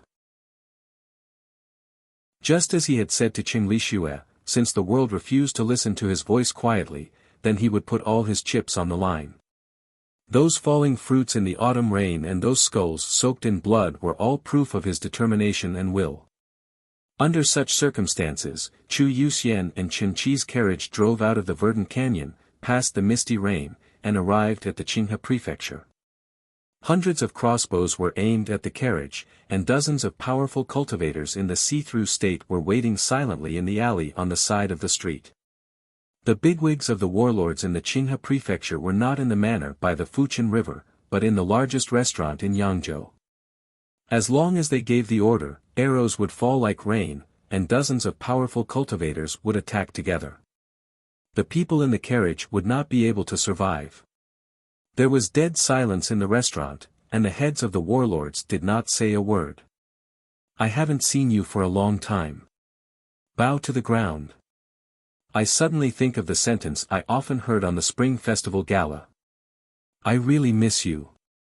Those who follow my Weibo should know that I have been suffering from tinnitus for the past 2 months. That kind of frustration and pain is hard to imagine for those who have not experienced it. I can only say that I am numb now, but I have to continue living and working. There are some things that should be endured.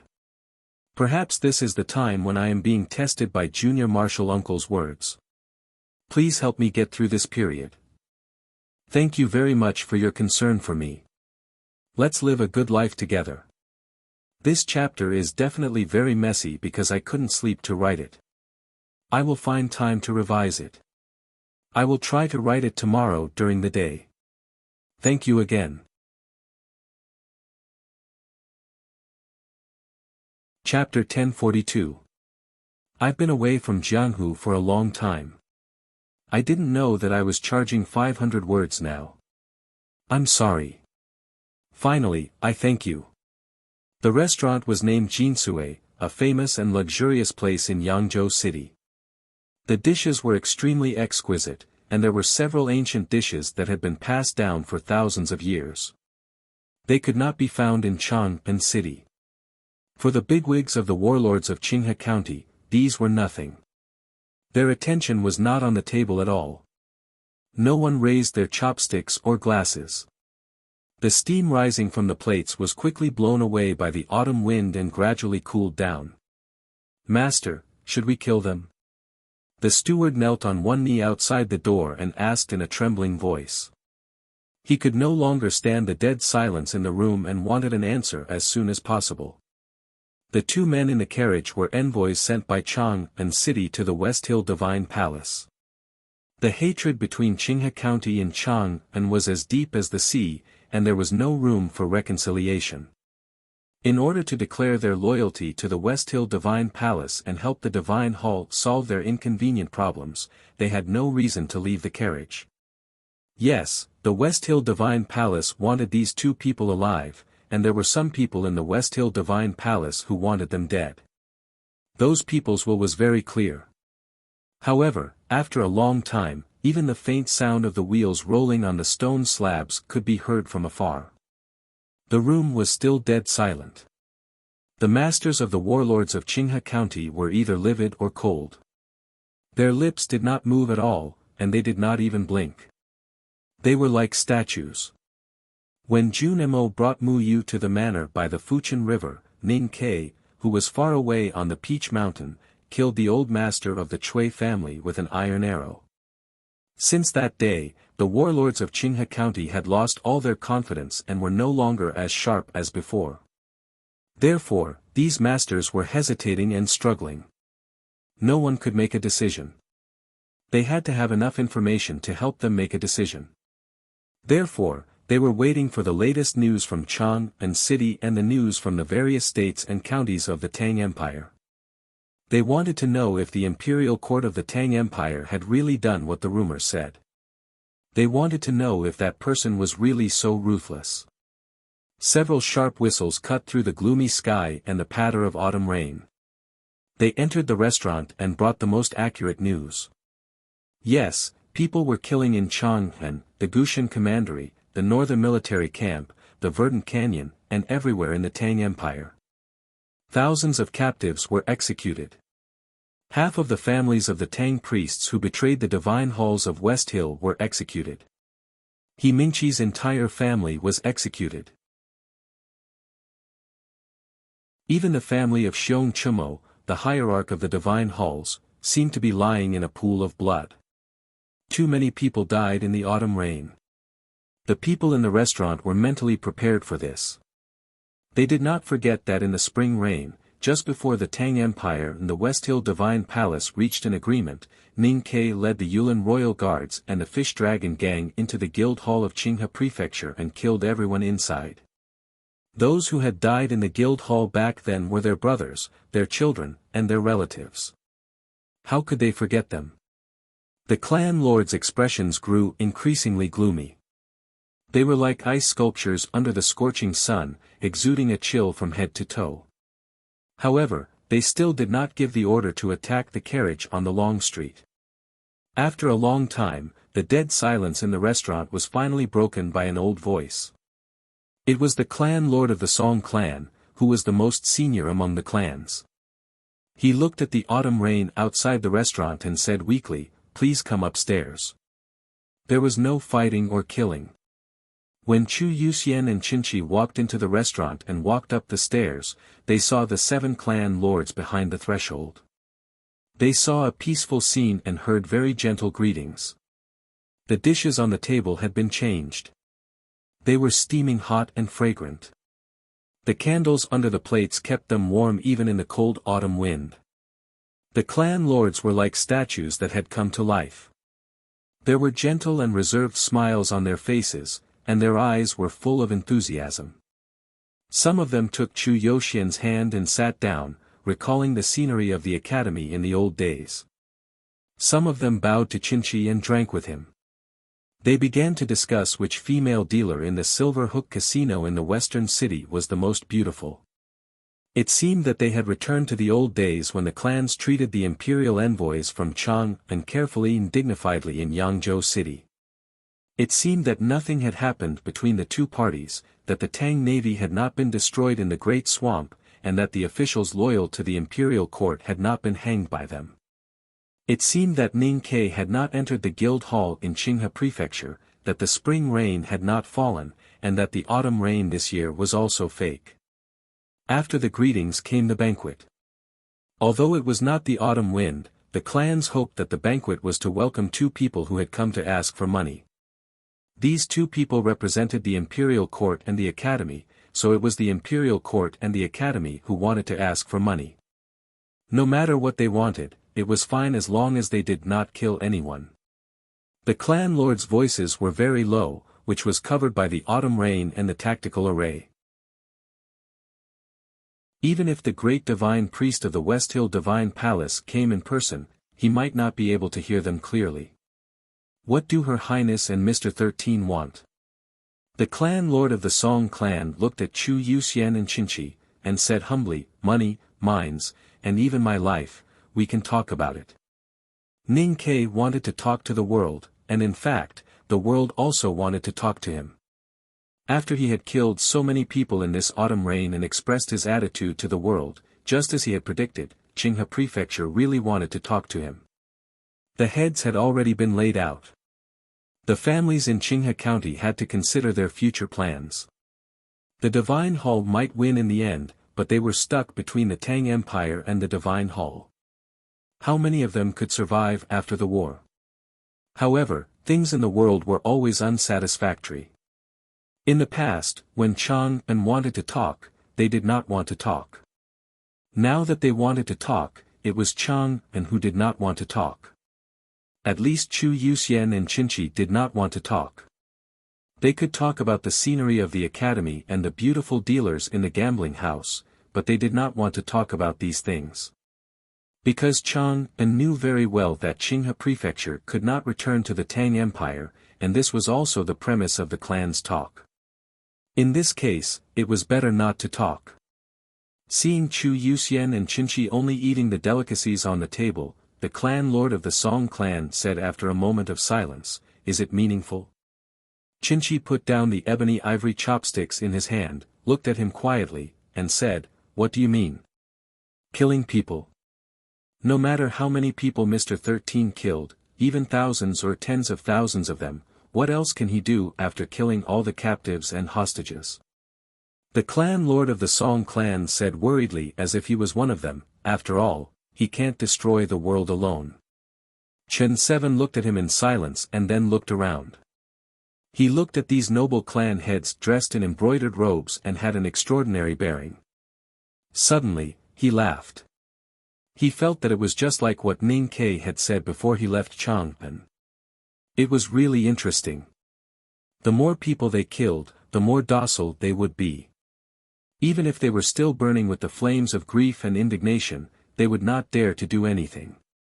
Qinchi's smile gradually disappeared, and his eyes became calm and deep, giving people a strange feeling, which gradually made people at the table uneasy. Qinchi thought of what Ning Ke had said, but he did not say it out loud. He asked directly, who wants to kill us? The clan lord of the Song clan answered without hesitation, Hierarch. At night, Qinchi and Chu Yuxian sat at the table, thinking about the previous banquet and the conditions put forward by the clans. They looked at each other and could not help shaking their heads. What are these people thinking? Are they betting on both sides? Don't they know that they have no right to bargain? How dare they expect the imperial court to accept the current situation and only pay taxes without stationing troops? Chu Yuxian said sarcastically. Qinshi said, "It's impossible for the clans to side with the imperial court. They just want to show some goodwill in advance. Mr. 13's killing has really frightened many people. Besides, these people in the south always have an inexplicable sense of superiority. They always feel that they have something to gain. Otherwise, why would they betray the West Hill in the first place? But they have no idea what Mr. 13 wants." He thought of what Ning Ke said again, and could not help shaking his head and laughing, but the hidden meaning in his smile was so cold. Chu Yuxian said, "I don't know how Wang Jinglu is doing." Qinshi said, "He has been negotiating with those young people on behalf of Mr. 13 for several years. I think the negotiation should be going well." Those bigwigs of Qinghe Prefecture in the restaurant thought that Ning Ke's killing was meaningless, but they did not know that in Qinshi's eyes, their banquet was meaningless. The people Ning Ke wanted to talk to were never the heads of the clans, but some young people. He thought that they were the real hope. The next morning, Chu Yuxian and Qinshi set off again. They accepted the kindness and money from the clans of Qinghe Prefecture, but did not leave any message. The heads of the clans stood on the shore and watched the ships gradually disappearing in the mist of the great swamp. They felt a little cold when they thought of Qinshi's eyes in the restaurant yesterday. Because it was the eyes of a dead man. The great swamp was so vast that the shore could not be seen. Sailing on it was like sailing in the ocean, which made people feel small. Chu Yuxian knew that he would die if he went to the Peach Mountain, so he relaxed and enjoyed the lake view. He stood in the drizzle with a pot of fruit wine in his hand, like a scholar in a desolate state. Unfortunately, his mood was soon completely destroyed, because the shadows of many huge ships suddenly appeared on the surface of the lake. Those ships were extremely huge, and their sails covered the sky. They moved on the water like moving mountains, and their auras were astonishing. The navy of South Jin was here. Chapter 1043. Chu Yuxian looked at the thousands of huge ships on the lake and the invincible navy after the destruction of the Tang navy. His face turned pale. Hearing the commotion, Qinshi walked out of the cabin, and his face became serious. He did not expect that the South Jin kingdom could regain its stability in such a short time after Lu Yiqing killed the young emperor of the South Jin kingdom and the sword Garrett moved away. The Tang Empire was well prepared for this war. It seemed that the divine halls of West Hill were not slow either. The South Jin navy sounded the bugle and the fleet dispersed. The lake water slapped against the sturdy sides of the ships, making a loud noise. A huge ship slowly sailed to a few thousand feet away from Chu Yuxian and Qinshi. It stirred up countless snow-like waves and scared away hundreds of water birds. Hundreds of cavalrymen stood on the deck with their horses. They looked majestic. They wore black armors with golden talismans on them. They were the most powerful papal cavalrymen of the divine halls of West Hill. Chu Yuxian was curious why the horses were not afraid of the wind and waves. Qinshi's attention was focused on someone among the cavalrymen of the divine halls. He could clearly see that person's face from a few thousand feet away. It was not because he had sharp eyes, but because that person wanted him to see it. It was a manservant in indigo clothes. His tender eyes were full of unquestionable arrogance and his innocent expression was full of cruelty, as if he regarded human lives as worthless. Immature but arrogant, innocent but cruel, it seemed very harmonious. Because immature people tended to be arrogant, and innocent people tended to be cruel. The manservant in indigo clothes stood between the lake water, the autumn rain and the world. It was so harmonious. Qinshi had never seen him before. But judging from his appearance and feeling, he could guess who he was. He was Henmu Liren, the most generous gift Haotian left to the human world. I'm curious. What does Ning Ke want to tell you when he asks you to go to the divine halls of West Hill? Can you tell me in advance? Henmu Liren looked at Qinshi and Chu Yuxian and asked seriously. Chu Yuxian was a little nervous. Facing the youngest powerhouse in the knowing destiny state of the divine halls of West Hill, he felt that he could die at any time. But Qinchi remained calm and shook his head. Hunmu Liren frowned and was not pleased. The water around the ship seemed to have sensed his emotion and began to sway in fear. The lake water swayed gently. Not far away, a patch of autumn reeds was instantly crushed into powder, blown into a blizzard by the lake wind, and then washed into the lake by the rain. Chu Yuxian felt that his throat was so dry that he was about to smoke. Qinchi remained calm, but his hands behind his back began to tremble. He knew Hunmu Liren was powerful, but he did not expect him to be this powerful. Could Ning Ke defeat him if he left Chang'an? Hunmu Liren suddenly laughed, like a happy child. It could be described as a smile. He looked at Chu Yuxian and Qinchi on the opposite boat and said with a smile, "Don't worry, I won't kill you, so you don't have to be so afraid." He was clearly smiling, and even looked a little cute, but there was an inexplicable sense of disdain, like an eye in the sky looking down at an ant on the ground.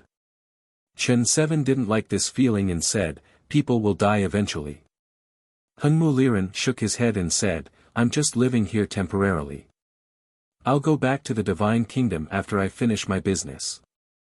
Separated by hundreds of feet, Chen Qi had to use a lot of strength to transmit his voice to the big ship on the opposite side.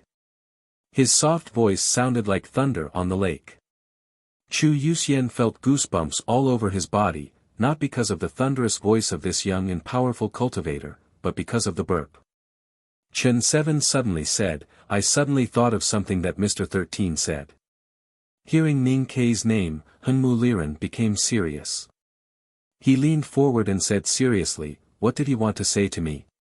Chen Qi repeated, "You will all die. Not you, but you." Even Hunmu Liren was not qualified to be said by Ning Quebec. His words included Hunmu, Long Qing, He Ming Qi, the heads of the warlords in Qinghe Prefecture and the enemies on the grassland.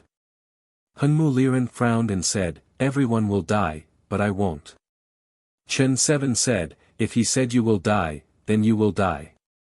Even if you escape to the divine kingdom, you will still die because he will chase you to the divine kingdom and kill you. Those who were supposed to die would definitely die. Even if you go to the divine kingdom and obtain eternal life, even if you go to the underworld and become ghosts, I will still kill you, or more than once." Ning Ke wanted to talk to the world about many things, and what Qinchi said was one of them. Hearing this, Hunmu Liren sneered and said, "He doesn't even dare to leave Chang'an. How can he talk about the divine kingdom?" After getting ashore, Chu Yuxian was still scared. He kept blaming Qinchi for saying Ning Ke's words. If Hunmu was really irritated, they would definitely end up worse than those reeds that melted into snow. He has a high position in the divine halls of West Hill. He said he would not kill us in front of the navy of South Jin, so he won't kill us. Chen Seven said, "Most importantly, the divine halls of West Hill wants to know what Mr. 13 wants us to say. Before they know, we will be safe." But didn't you see the look on Hunmu Liren's face? He looks so innocent, but he is actually a psycho. What if he really goes crazy? Chu Yuxian nagged. But Chen Seven was thinking about something else. Hunmu is leading the army of South Jin to the north. He will soon take over the affairs of Qinghe Prefecture. Where is Long Qing? The two red-robed divine priests seemed to have received strict orders. They did not say a word to Chu Yuxian and Chen Seven all the way from the north. They also arranged everything without asking for Chen Vii's and Chen Vii's opinions. The silence made the atmosphere a bit depressing. Chu Yuxian and Chen Seven did not take it seriously. They kept silent until they arrived at the small town in front of the mountain. Suddenly, Chen Seven asked them to stop the carriage. Looking at the red-robed divine priest's eyes, Chen Seven said expressionlessly, "I haven't eaten enough on the way. I'm going to buy something to eat." They were only a dozen miles away from the Peach Mountain, and there were many powerful Taoism cultivators hiding around the town. The red-robed divine priest did not think there would be any problem, so he nodded. Chen Seven and Chu Yuxian left the carriage and walked along the road to the town under the protection of the papal cavalrymen. The town was really small. Besides, it was past lunchtime, so the restaurants were closed. The only food they could buy was roasted sweet potatoes. Standing in front of the roasted sweet potato shop, Chen Seven and Chu Yuxian held the hot sweet potatoes in their hands, carefully peeling them and blowing at them. They looked a bit funny and cute, not like two messengers who were responsible for the safety of the world, but two kids. Chen Vi's fingers were burned by the red and yellow sweet potato meat. He quickly shook his hand and asked the boss for some cold water. When the boss put the basin in front of him, he looked up at him and thanked him with a smile. Chen Vi's fingers moved in the water and left a fleeting handwriting. But the boss didn't seem to see his movement and turned away without any expression. It seemed that there was no deep meaning in his movement, but in fact, if the head was separated from the body, he was shaking his head. Back in the carriage, Chen Seven was a bit disappointed when he thought of the response he saw before. He shook his head and said, "Mr. 13 said we must eat the sweet potatoes in this shop, but I don't know what's so good about them." It was not until then that Chu Yuxian realized that he had finished talking with the man in the roasted sweet potato shop. Hearing this, he knew that things were not going well, so he inevitably felt a bit down. The hard wheels rolled over the bluestone slabs, making a creaking sound. The papal cavalrymen of the West Hill Divine Palace were everywhere. When the sunlight fell on them, it was reflected by their black and gold armors and through the windows, making them squint. Chu Yuxian and Chen Seven looked at each other and squinted in silence. They came to the divine halls of West Hill to negotiate with the world on behalf of Ning Quebec. Logically speaking, the divine halls would not kill them before they heard what they had to say. But the battle that almost happened in Qinghe Prefecture showed that someone wanted them dead, and that person was the hierarch lord of the divine halls of West Hill. Ning Ke was not talking to the hierarch lord, which might be a bit humiliating for the hierarch lord, but it was not enough to make him want to kill them. Now it seemed that the hierarch lord might have guessed something. Thinking of the scene where the man in the roasted sweet potato shook his head, Chen Seven said with a heavy heart, "How can I pass the message if I can't even see him?" The divine halls of West Hill did not arrange for them to go to the Peach Mountain, but to live in the Revelation Institute in front of the mountain, which was very close to the famous Peach Blossom Valley. Unfortunately, it was winter now, and it was hard to see the beautiful scene of peach blossoms all over the mountain. Chu Yuxian was very sorry about this, and he seemed to be a bit heartless. Chen Seven knew that he was pretending, but there was nothing he could do. Everything was arranged by the divine halls, and they could only wait anxiously. The divine halls did not give them more time to be anxious. The bigwig in charge of the negotiation came to the Revelation Institute in person the next morning. Zhao Nanhai was the direct descendant of the great divine priest of light from the South Sea, and he was the most powerful supporter of the Abbey Dean. After the war, one of the divine halls of light or the divine halls of revelation would be reserved for him. There was no doubt that he was a real bigwig. He came to talk to two ordinary people like Chu Yuxian and Chen Seven, which showed enough respect for the great Tang and showed enough sincerity. But Chu Yuxian and Chen Seven did not think so. Before leaving, Ning Ke had made it very clear that there was only one person in Haotian Taoism who had the power to speak. There was only one person who could and was willing to respond to the wishes of the Tang Empire. If they wanted to talk, they could only talk to these two people. "I'm sorry." Chu Yuxian was very apologetic. He bowed and said, "It's not that I don't want to talk, but I really can't." Zhao Nanhai had been in the South Sea for a long time. Even though he had returned to Haotian Taoism for several years, his skin was still dark. His divine robe fluttered even though there was no wind. "You are the ones who want to talk, so you should be the ones who are anxious." Zhao Nanhai did not get angry. He looked at the two thoughtfully and said, "Let's talk when we want to." After that, he left with a dozen red-robed divine priests, leaving no chance for Chu Yuxian and Qin 7 to speak. Looking at those people disappearing on the mountain road, Chu Yuxian said bitterly, "They don't even want to know who we want to talk to. Why are they so vigilant?" In the following days, Chu Yuxian and Qin 7 were forgotten by the people of the divine halls of West Hill.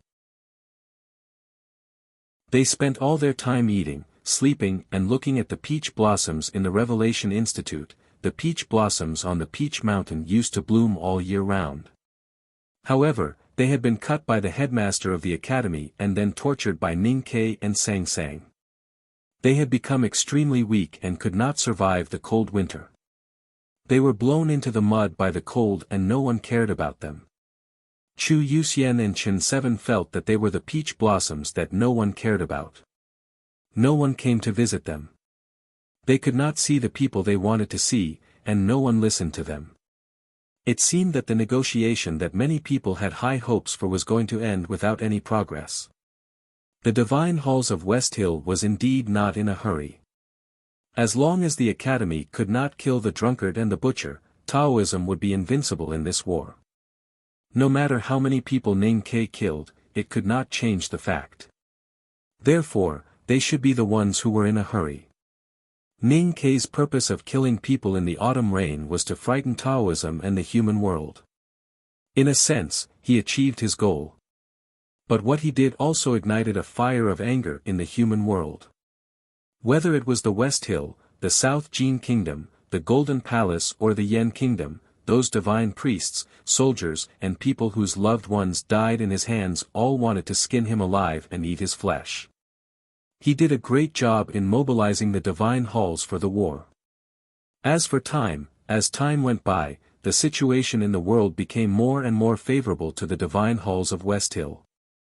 Ordinary people might not understand it, but people on the Peach Mountain did. There were many people who could understand this trend. For example, the bold and resourceful Chanyu of the Golden Tribe in the wilderness.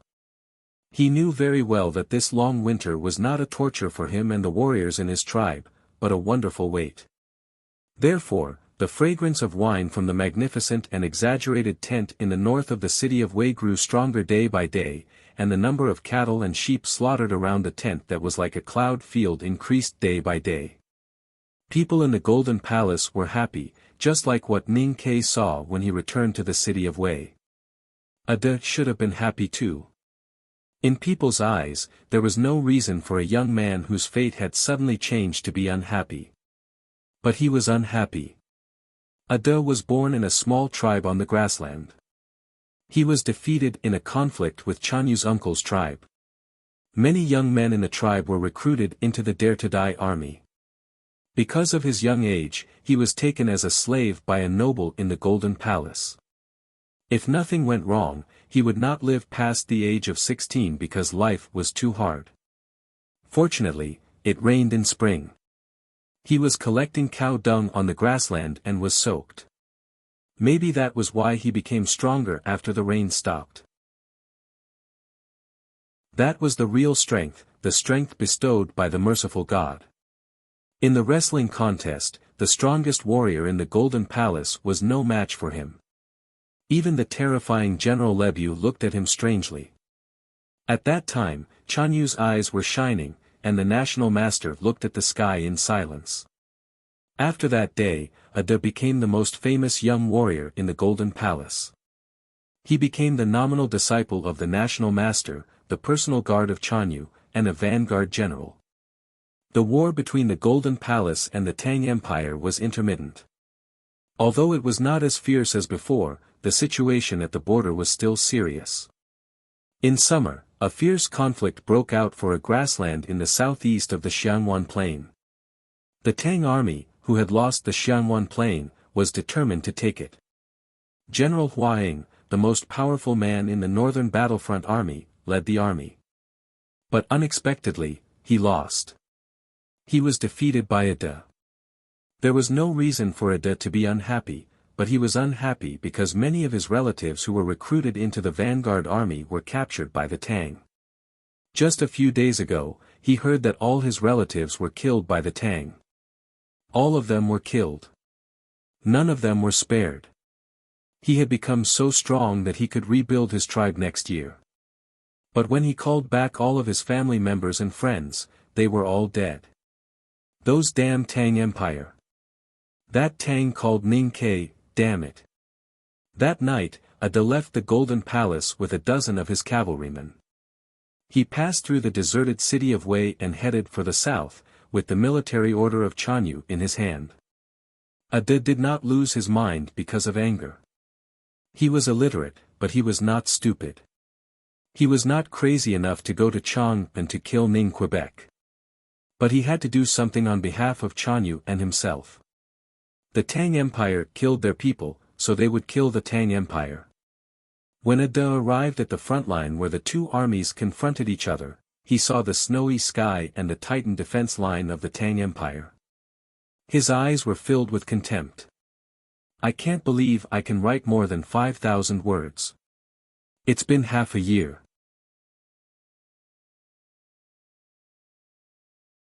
Chapter 1044. The meadow was 70 miles to the southwest of the city of Wei. Compared to the Xianwan Plain, it was in the south, but the temperature was lower. The water and grass were not fertile. However, the Tang army was willing to pay a high price to camp here in the snow, ready to attack at any time. Why? Because the Tang army was running out of warhorses. They had to take back the meadow before next spring. That was their last hope. On the other side of the snow, the Tang camp was full of bonfires. Thick mattresses covered the backs of the warhorses. The Tang army valued the remaining warhorses more than their own lives. This only made Ada feel more contemptuous. He would never sympathize with the weak. Just like how he would never sympathize with the defeated general. Was the Tang army without warhorses still the same Tang army that used to dominate the world with cavalry? Was the man who was killed still the famous general? Huang was drinking in the Tang camp. He was a middle-aged general who was bare-chested. He was sweating profusely and his pale face was full of pain. In the summer, he was defeated by the young barbarian on the battlefield. Since then, he had never recovered from his injury. He disobeyed the order to drink because only the strong alcohol in the Nine River doubled distilled liquor could help him suppress his injury. He could stay awake and continue to lead the 2,000 cavalrymen. In the last war, the Tang Empire signed a peace treaty with the Divine Halls of West Hill. The heaviest price they paid was to cede the Xianwan Plain to the Golden Tribe Royal Court. Princess Li Yu apologized to the Tang officials and people, and Prince Li Peiyan even committed suicide. Without the Xianwan Plain, the Tang Empire lost the main source of warhorses.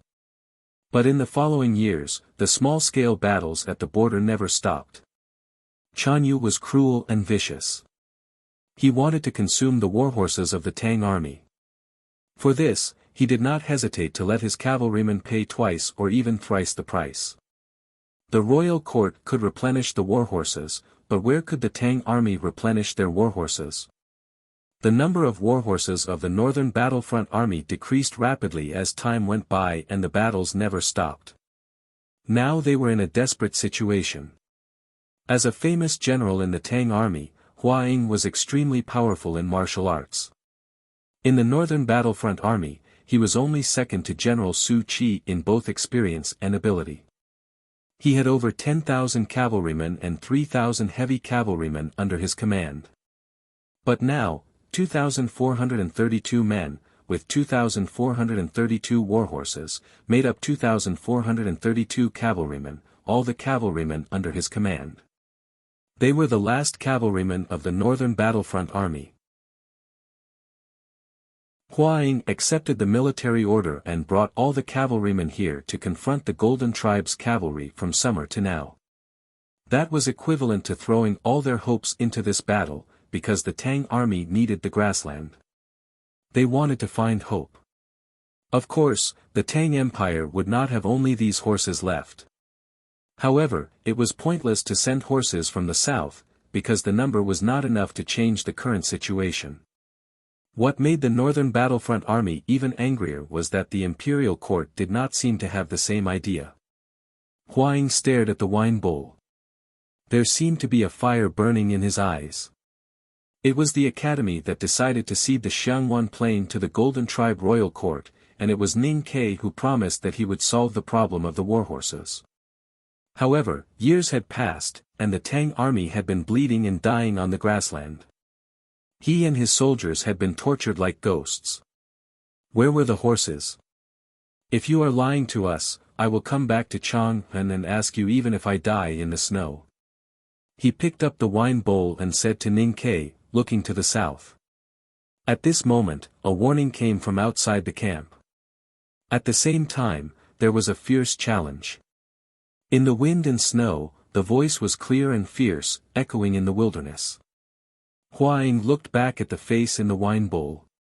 It was a haggard face that was not as handsome as before. He suddenly smiled. With the help of his bodyguards, he carefully put on his armor and walked out of the tent. When he walked out of the tent, he was still in the camp. When he walked out again, the snowflakes fell on the armor, but they did not melt. Soon, the cracks were filled. The Tang army stood outside their own tents and looked at their commander in silence. Outside the camp, Huang looked at the barbarian youth through the wind and snow. He said bitterly, "The general will definitely scold me." Of course, he remembered who the barbarian youth was. He was defeated by this inconspicuous youth on the grassland in the summer and had been injured ever since. No one knew when such a powerful cultivator appeared in the Golden Tribe Royal Court. If he was defeated by the infamous General Lebu, Huang would understand. But he could not figure out where this youth came from and why he was so powerful. It was not until the rumor spread in the grassland that people realized that this young slave, Ada, was a gift from Haotian to the human world, just like Hengmu Liren from the divine halls of West Hill. He was a powerful cultivator bestowed by heaven. Hengmu Liren had an unimaginable position in the hearts of the followers of Haotian. If Ada did not live in the wilderness, his reputation would not be any weaker. After knowing the truth, Huang realized that he had not lost unjustly. Haotian had truly abandoned the Tang Empire, just like how she had abandoned the desolate 1,000 years ago.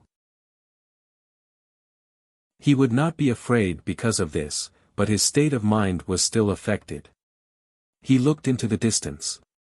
On the horizon, there was a magnificent mountain that divided the entire land into two parts. It was the Min Mountain and the Tianqi Mountain. Is it terrible to be abandoned by Haotian? Huang smiled. He reached his hand into the air and took the padao from the bodyguard. The cool sensation in his palm lifted his spirits. The barbarian youth was powerful and terrifying. Huang knew that he was no match for him. If he fought, he would die. There was no reason for him to do so. When two armies confronted each other, there was no reason for the commander to fight alone. On the battlefield, the brave would never win. No one could say anything if he chose to avoid the fight. However, on his way out of the camp, he saw the soldiers' expressions and eyes. He saw the exhaustion and the terrible tiredness. He saw the old horses wrapped in blankets like sick people. He knew that the morale of the northern battlefront army was at an all-time low. If he chose to fight, even if he lost and died, it would still be beneficial for him. The morning army might not win, but it could hold on until the situation changed. So he held the padao and walked to the other side of the snow. "I will take your head and bury it with my tribe." Ada looked at Huang and said emotionlessly, "And one day, I will lead the warriors of the royal court to Chang'an and kill that man." Huang patted the snow on his armor and said, "You might be able to kill me, but I don't plan to let you go back alive. You won't live to see Chang'an."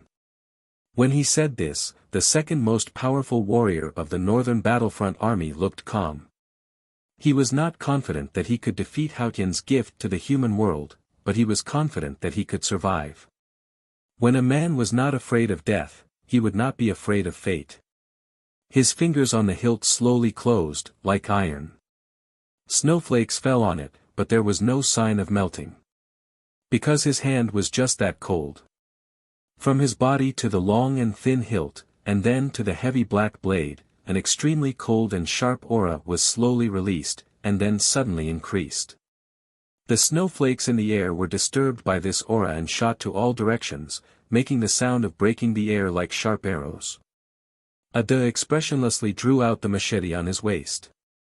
It was a precious saber given to him by Chanyu.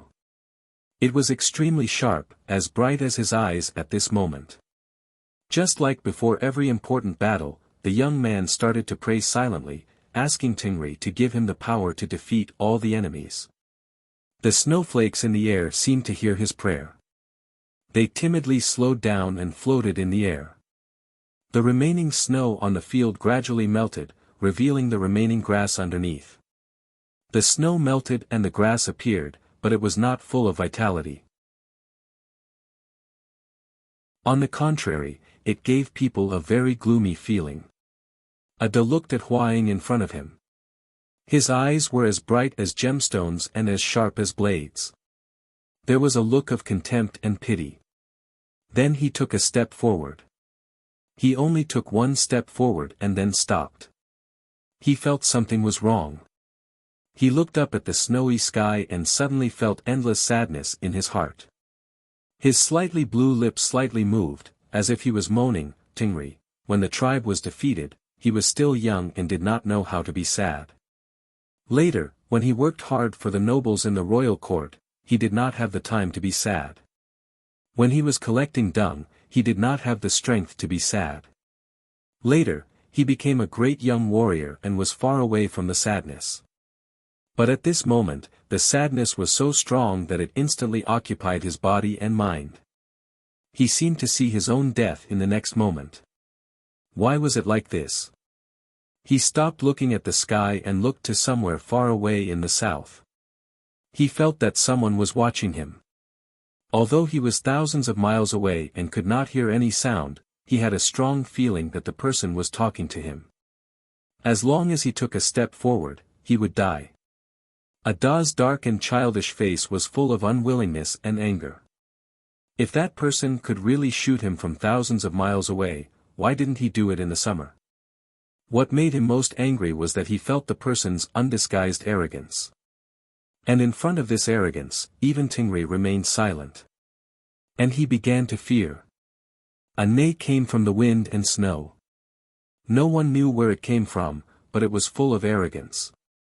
Ada looked at the Tang camp, holding the machete, not knowing if he would take that step forward. Thousands of miles away in the south. Snow was falling on the city wall. Ning Ke stood on top of the city wall with his back against the whole Changpan. He looked at the direction of the distant wilderness and the invisible battlefield. The dark and heavy iron bow was placed on the brick in front of him. The array pestle of the god-stunning array was held tightly in his hand. His sense of perception spread around. It was his order for the northern battlefront army to kill all the captives of the Golden Tribe royal court.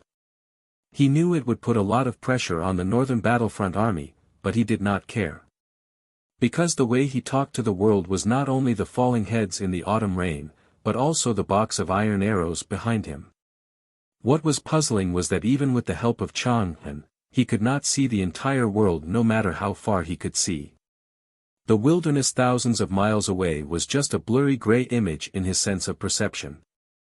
As long as the powerhouses of the Golden Tribe royal court were not stupid enough to light themselves up, it would be meaningless. But he still looked to the north, as if he could see those lights at any time and then send them to the underworld or the divine kingdom with an iron arrow. Or was the fire in the Academy's hand all the time? I wish you all a happy weekend. I suddenly feel that labor is really a happy thing.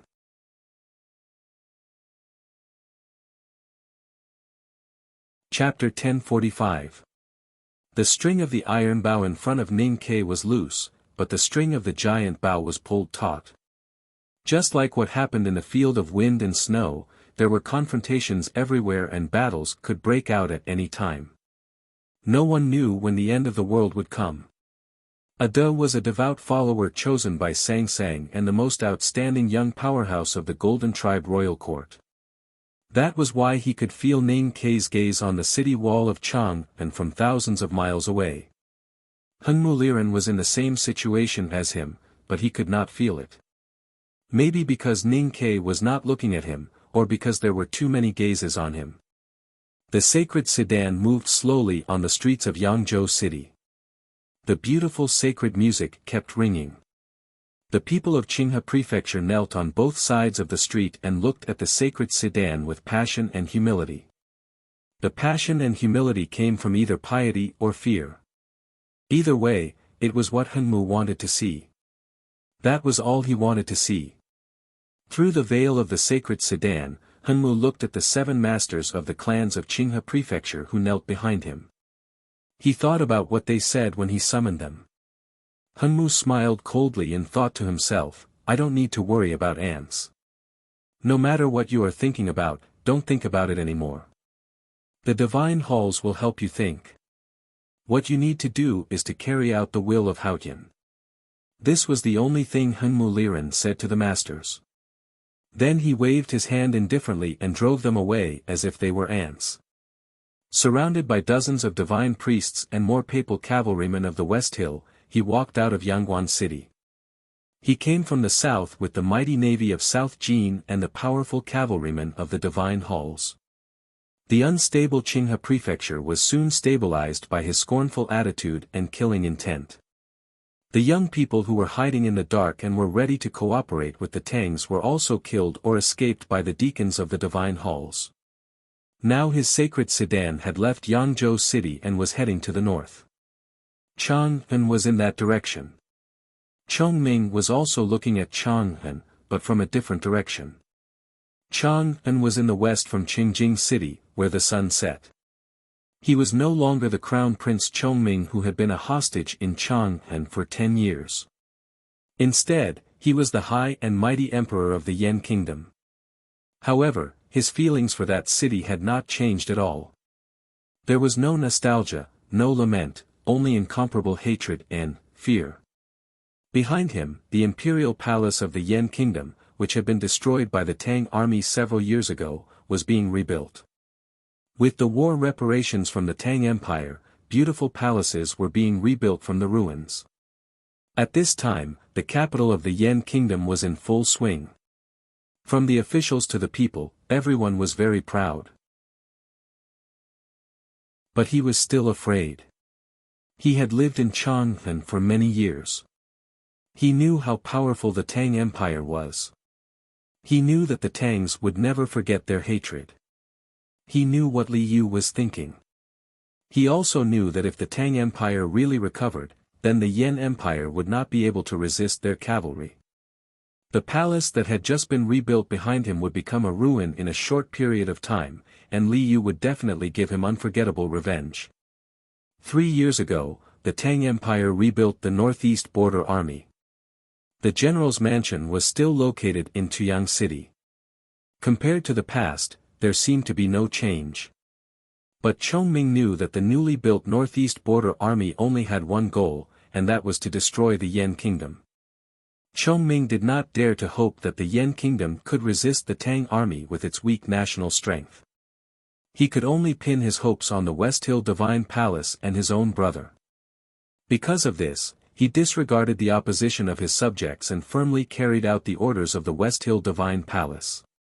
He searched the last of the food from his people's homes and kept sending it to the wilderness, to the nobles of the left king's palace who had been enemies with him for generations. Only when the cavalry of the left king's palace became stronger and stronger could they resist the desolate man's tribe further north. Only when the war broke out could they help the Yan kingdom fight against the Tang Empire. Chongming had thought that even if the East King's palace could not become a threat to the Tang Empire in a short period of time, it could at least ensure that the Yan kingdom could get rid of the shadow of the desolate man after he and his country had sacrificed so much. But who would have thought that the development of the situation would be far beyond his expectations? Why? Why could the desolate man's tribe survive until now, when they had been destroyed by the Divine Hall Coalition army a few years ago? And they even seemed to be slowly recovering their strength? This was a question that troubled the Yen Kingdom's officials and made the Divine Hall extremely vigilant. As more information flowed back from the wilderness, they got the answer that was closest to the truth. There was a ghost. A ghost was floating in the wilderness. It was a small figure, but it was as terrifying as a devil. Neither the snow that filled the sky nor the yellow sand that devoured people could stop the ghost. The high priest of the left king's palace, who had the most powerful Dharma power, died tragically by the Crescent Sea 2 years ago. Then, several other priests died mysteriously. Until now, no priest dared to walk out of the palace. Every once in a while, there would be horrible news of a cavalry squad being destroyed or a powerhouse in the army becoming a pile of flesh and blood from the depths of the grassland. People kept dying on the grassland, including the powerhouses from the West Hill Divine Palace who went to rescue them, and the fallen commanders that Long Qing brought to the palace, could not get rid of the ghost's curse. Until now, there was still no living person who had seen the true face of the ghost. But the West Hill Divine Palace and the other countries had already confirmed who the ghost was. The ghost was a devil. Although she looked like a petite girl, she was undoubtedly the most terrifying and coldest devil in the world. She was not afraid to kill people. She killed people as if she was mowing grass. Her name was Yu Lian, or Lin Wu. She was Mr. Third of the Academy. She also had a more famous and more frightening identity. She was the current Grandmaster of the Devil's Doctrine, the most mysterious 23-year cicada cultivation in the cultivation world. Even after the spring wind and rain and the emergence of powerhouses in the cultivation world, no one believed that a cultivator could change the outcome of a war. It was not until Yu Lian began to kill people in the wilderness and she spent several years killing hundreds of powerhouses from Haotian Taoism that people gradually believed that such a thing really happened. This was a matter that chilled one's heart. Chong Ming was very disappointed, and so was his body.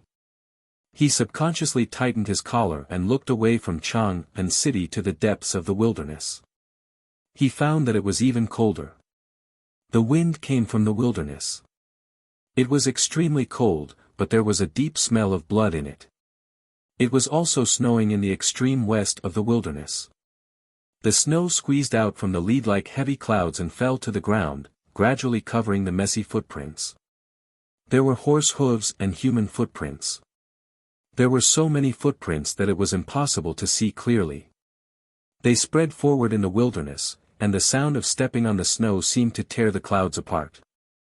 In response to the summons of the Xiankong Temple, Chanyu of the Right Royal Palace ordered all tribes to form an expedition team of tens of thousands of cavalrymen. They braved the wind and snow to go to support. The Buddhism's sublime beings who once sat above the clouds and rarely paid attention to the affairs of the world had now fallen to the extent that they needed the help of ordinary believers. It was a little sad to think about it. However, the tens of thousands of cavalrymen might die in the wind and snow on the way. Who would pity them? Some of the snowflakes fell on the ground of the wilderness, and some fell under the ground. There was still a world under the ground. It was a dark giant sinkhole. It was daytime, and the snow reflected the light. Logically, the world should be bright, or at least brighter than usual. However, the world at the bottom of the giant sinkhole was gloomier than usual. It was like the night, and the picture was very blurry. The reason was that everywhere in the wilderness of the underground world was burning. The highland barley fields that never froze because of the hot spring were ignited. The woods beside the streams were ignited. The water wheel outside the giant sinkhole was ignited. The tents of the nobles were ignited. An inconspicuous monk temple at the foot of the Prajna peak in the distance was gradually collapsing in the raging fire. A single spark could start a prairie fire. The serfs uprising in the underground world that started a few years ago finally spread to all tribes and could no longer be extinguished. Beacon fires were everywhere in the Buddha kingdom. These fires brought blazing heat, burned gorgeous gold wares, and brought dirty black smoke, covering the sacred yellow temples among the peaks. The sounds of killing were everywhere in the wilderness. These cries from the deepest part of the soul could overwhelm the pious chanting of sutras and ignore the call of the morning bell. The beacon fires and the sounds of killing had not yet affected the giant peak transformed from the body of Buddha. The treasure mountain was unharmed, and the monks in the mountain had gradually become cold-hearted. That was why they ordered the right royal court to rush to help. The most important reason for this was that there was a ghost in the underground world. The ghost was the shadow of an iron sword, and it never stopped moving between the dirty and the sacred. Jun Mo was fighting. He had been injured, badly injured, but he never stopped waving the iron sword. He had been fighting for a long time without sleep and rest for several years. He would not stop until he tore apart the light of Buddha and led the people out of hell. The capital of the kingdom of Song was next to the sea. It was early winter, but it was still relatively warm. Snowflakes fell from the sky and would melt after being blown by the sea breeze. It was hard to attract people's attention. Just like the man who was preaching in front of the square, he wore a very ordinary divine robe and held a West Hill scripture. He was no different from an ordinary divine priest. However, the content of his preaching was obviously different from that of the divine priests of the West Hill Divine Palace. Yi Su looked at the dense crowd of believers and said, "Each of us has sinned. We have committed different sins, so we need to atone for our sins. If we want to atone for our sins, should we pin our hopes on the divine kingdom or ourselves? The great Haotian will naturally respond to our call. But what have you and I ever done? Don't say that you can't do anything. It's even more unimaginable that you can't change the world. The world is made up of countless of us. As long as we can change ourselves, we can actually change the world, and it's the most fundamental change. We are seeing a man change a war and a man change tens of thousands of years of injustice. So why can't we change the world and change ourselves? You're tuning into the Han Li's Wuxia Chronicles YouTube channel. We're so grateful for your support, and don't forget to subscribe to join us on this incredible journey through captivating stories. Your generosity through donations truly makes a world of difference, as it's the primary source of revenue that allows me to expand and enhance this channel for you. Thank you from the bottom of my heart for being a part of this adventure.